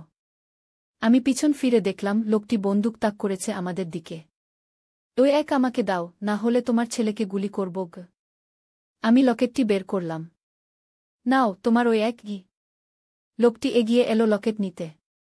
ঠিক সেই মুহূর্তে দরজা দিয়ে শঙ্কর ঢুকলেন, তার হাতে বন্দুক। নড়বেন না, শঙ্কর চিৎকার করলেন। স্যুট পরা লোকটি ঘুরে শঙ্করের দিকে বন্দুক তাক করল। আমি সেই সুযোগে আকাশের বাঁধন পুরোপুরি খুলে ফেললাম। মা, আমরা পালাই, আকাশ বলল। না, আমরা শঙ্করকে সাহায্য করতে হবে গু। বন্দুকধারী শঙ্কর এবং স্যুট পরা লোকটি মুখোমুখি দাঁড়িয়েছিলেন। দুজনেই বন্দুক তাক করে রেখেছিলেন একে অপরের দিকে। তুমি কে? স্যুট পরা লোকটি শঙ্করকে জিজ্ঞেস করল। আমি শঙ্কর মিত্র, রাজীব দেবের বন্ধু। লোকটি হাসল। আহা, শঙ্কর মিত্র, আমরা তোমাকেও খুঁজছিলাম। তুমিও এই একের ব্যাপারে জানো, তাই না? হ্যাঁ, আমি জানি। আর আমি সেটা তোমাদের মতো লোকদের হাতে যেতে দেব না গি।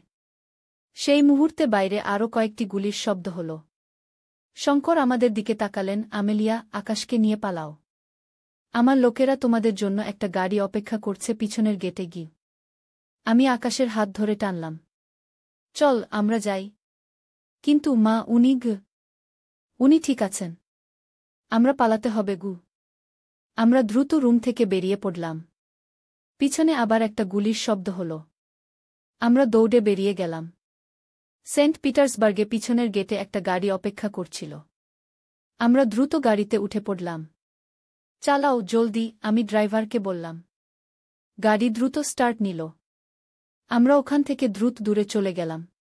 পিছনে গোডাউনের দিকে তাকিয়ে দেখলাম আগুন জ্বলছে।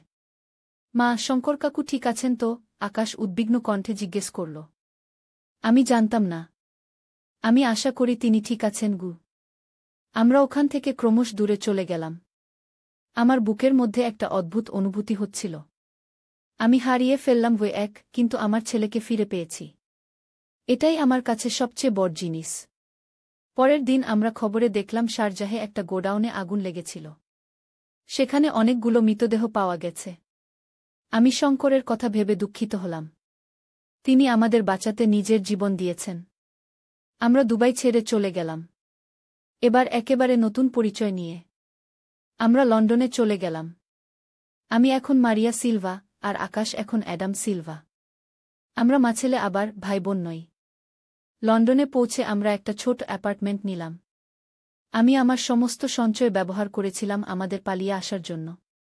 এখন আমাদের নতুন করে শুরু করতে হবে। একদিন সকালে দরজায় নক হলো। আমি অবাক হয়ে গেলাম, কারণ এখানে আমাদের কেউ চিনে না। আমি দরজা খুললাম এবং দেখলাম শঙ্কর মিত্র। আমি অবাক হয়ে গেলাম। আপনি বেঁচে আছেন? হ্যাঁ, তিনি হাসলেন। আমি বেঁচে আছি। এবং আপনারাও। কিন্তু ওই ফায়ার? সবাই মারা গেছে গু। হ্যাঁ, সেটা আমরাই করেছিলাম। ওই সিন্ডিকেটের সবাইকে শেষ করে দিয়েছি। এখন ওরা আর আপনাদের খুঁজবে না গি। শঙ্কর আমাদের অ্যাপার্টমেন্টে ঢুকলেন।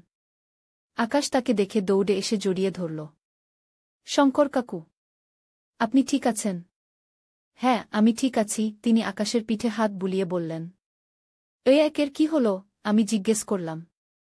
শঙ্কর তার ব্যাগ থেকে একটা লকেট বের করলেন। আমার সেই লকেট এখানেই আছে। আসল ওই এক? ওটা একটা ফেক ছিল যেটা আমি ওদের দিয়েছিলাম গ। কিন্তু আপনি তো বলেছিলেন ওই এক পেট্রোলিয়াম ইন্ডাস্ট্রিকে ধ্বংস করবে। আপনি কেন এটা বের করতে চান না? শঙ্কর আমার দিকে তাকালেন। আমরা তৈরি নই। ওই একটা নতুন তত্ত্ব। এটা আবিষ্কার করা হয়েছে, কিন্তু এখনও এটা নিয়ে গবেষণা করতে হবে। রাজীব এটা নিয়ে আরও কাজ করতে চেয়েছিলেন। আমরা তার কাজ শেষ করব। আমরা? হ্যাঁ, শঙ্কর আকাশের দিকে তাকালেন। আপনার ছেলে আকাশ। সে ঠিক তার বাবার মতো ব্রিলিয়ান্ট। তাকে আমাদের ল্যাবে কাজ করার প্রস্তাব দিতে এসেছি। আকাশ অবাক হয়ে গেল। আমি? কিন্তু আমি তো এখনও স্টুডেন্ট। ঠিকই বলেছ। তুমি ইউনিভার্সিটিতে পড়বে আর আমাদের ল্যাবে ইন্টার্ন হিসেবে কাজ করবে। তোমার বাবা ছিলেন একজন অসাধারণ বিজ্ঞানী। তোমার মধ্যেও সেই প্রতিভা আছে। 6 মাস পর আমাদের জীবনে অনেক পরিবর্তন এসেছে। আমরা এখন ইংল্যান্ডের ক্যামব্রিজে থাকি। আকাশ ক্যামব্রিজ ইউনিভার্সিটিতে পড়ছে এবং শঙ্করের ল্যাবে ইন্টার্ন হিসেবে কাজ করছে। আমি শঙ্করের রিসার্চ ফাউন্ডেশনে অ্যাডমিনিস্ট্রেটর হিসেবে কাজ করছি। আমাদের জীবন এখন স্থিতিশীল। আমরা আর পালাচ্ছি না, লুকাচ্ছি না। আমরা আবার নিজেদের আসল নাম ব্যবহার করছি, আমেলিয়া দেবী এবং আকাশ দেব। মা, আকাশ একদিন সন্ধ্যায় আমার রুমে এলো। হ্যাঁ, আকাশ, আমি তার দিকে তাকালাম। আমি একটা জিনিস জানতে চাই। সেদিন দুবাইতে যখন ওরা আমাকে ধরেছিল, ওরা বলছিল যে ওরা আমাকে ধরে তোমাকে ফাঁদে ফেলতে চেয়েছিল। কিন্তু আমার মনে হয় না ওরা আমাকে মারত। ওরা বলেছিল আমি নাকি আমার বাবার মতোই একজন বিজ্ঞানী হতে পারি। আমি চুপ করে রইলাম। মা, বাবার মৃত্যুর পিছনে কি ছিল? তুমি আমাকে কখনো সত্যি কথা বলোনি। আমি গভীর শ্বাস নিলাম। আকাশ এখন বড় হয়েছে। সে সব সত্য জানার অধিকার রাখে। তোর বাবা একজন অসাধারণ বিজ্ঞানী ছিলেন। তিনি ওই এক আবিষ্কার করেছিলেন। এটা এমন একটা এনার্জি সোর্স যা পুরো বিশ্বের এনার্জি সিস্টেমকে বদলে দিতে পারে। কিন্তু এটা অনেক শক্তিশালী লোকের স্বার্থের বিরুদ্ধে ছিল। তাই ওরা বাবাকে মেরে ফেলেছিল। হ্যাঁ, তোর বাবা জানতেন তিনি বিপদে আছেন। তাই তিনি সব প্ল্যান করে রেখেছিলেন। আমাদের দুবাই পাঠিয়ে দিয়েছিলেন। নতুন পরিচয় দিয়েছিলেন। ওই এক আমাকে দিয়েছিলেন রক্ষা করার জন্য। কিন্তু মা, ওরা আমাদের কেন ছেড়ে দিয়েছে?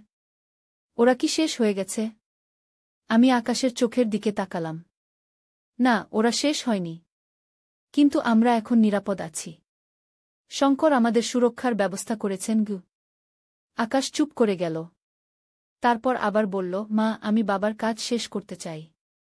ওই এক বাইরে আনতে চাই। আমি অবাক হয়ে তার দিকে তাকালাম। তুই কি জানিস কত বিপজ্জনক এটা? হ্যাঁ, জানি। কিন্তু এটা ঠিক কাজ। বাবা পৃথিবীকে একটা উপহার দিতে চেয়েছিলেন। আমি তার স্বপ্ন পূরণ করব। আমি আকাশকে জড়িয়ে ধরলাম। তুই তোর বাবার মতোই সাহসী। আমি তোকে সাহায্য করব। আমরা জানি এটা সহজ হবে না। আমাদের বিরুদ্ধে অনেক শক্তিশালী লোক আছে। কিন্তু আমরা প্রস্তুত। আমরা আকাশের বাবার স্বপ্ন পূরণ করব। ওই একদিন পৃথিবীকে বদলে দেবে। আমার গর্ভ থেকে জন্ম নেওয়া আমার ছেলে আকাশ পৃথিবীকে দেবে একটি নতুন সূর্য, ওই দ্বিতীয় সূর্য।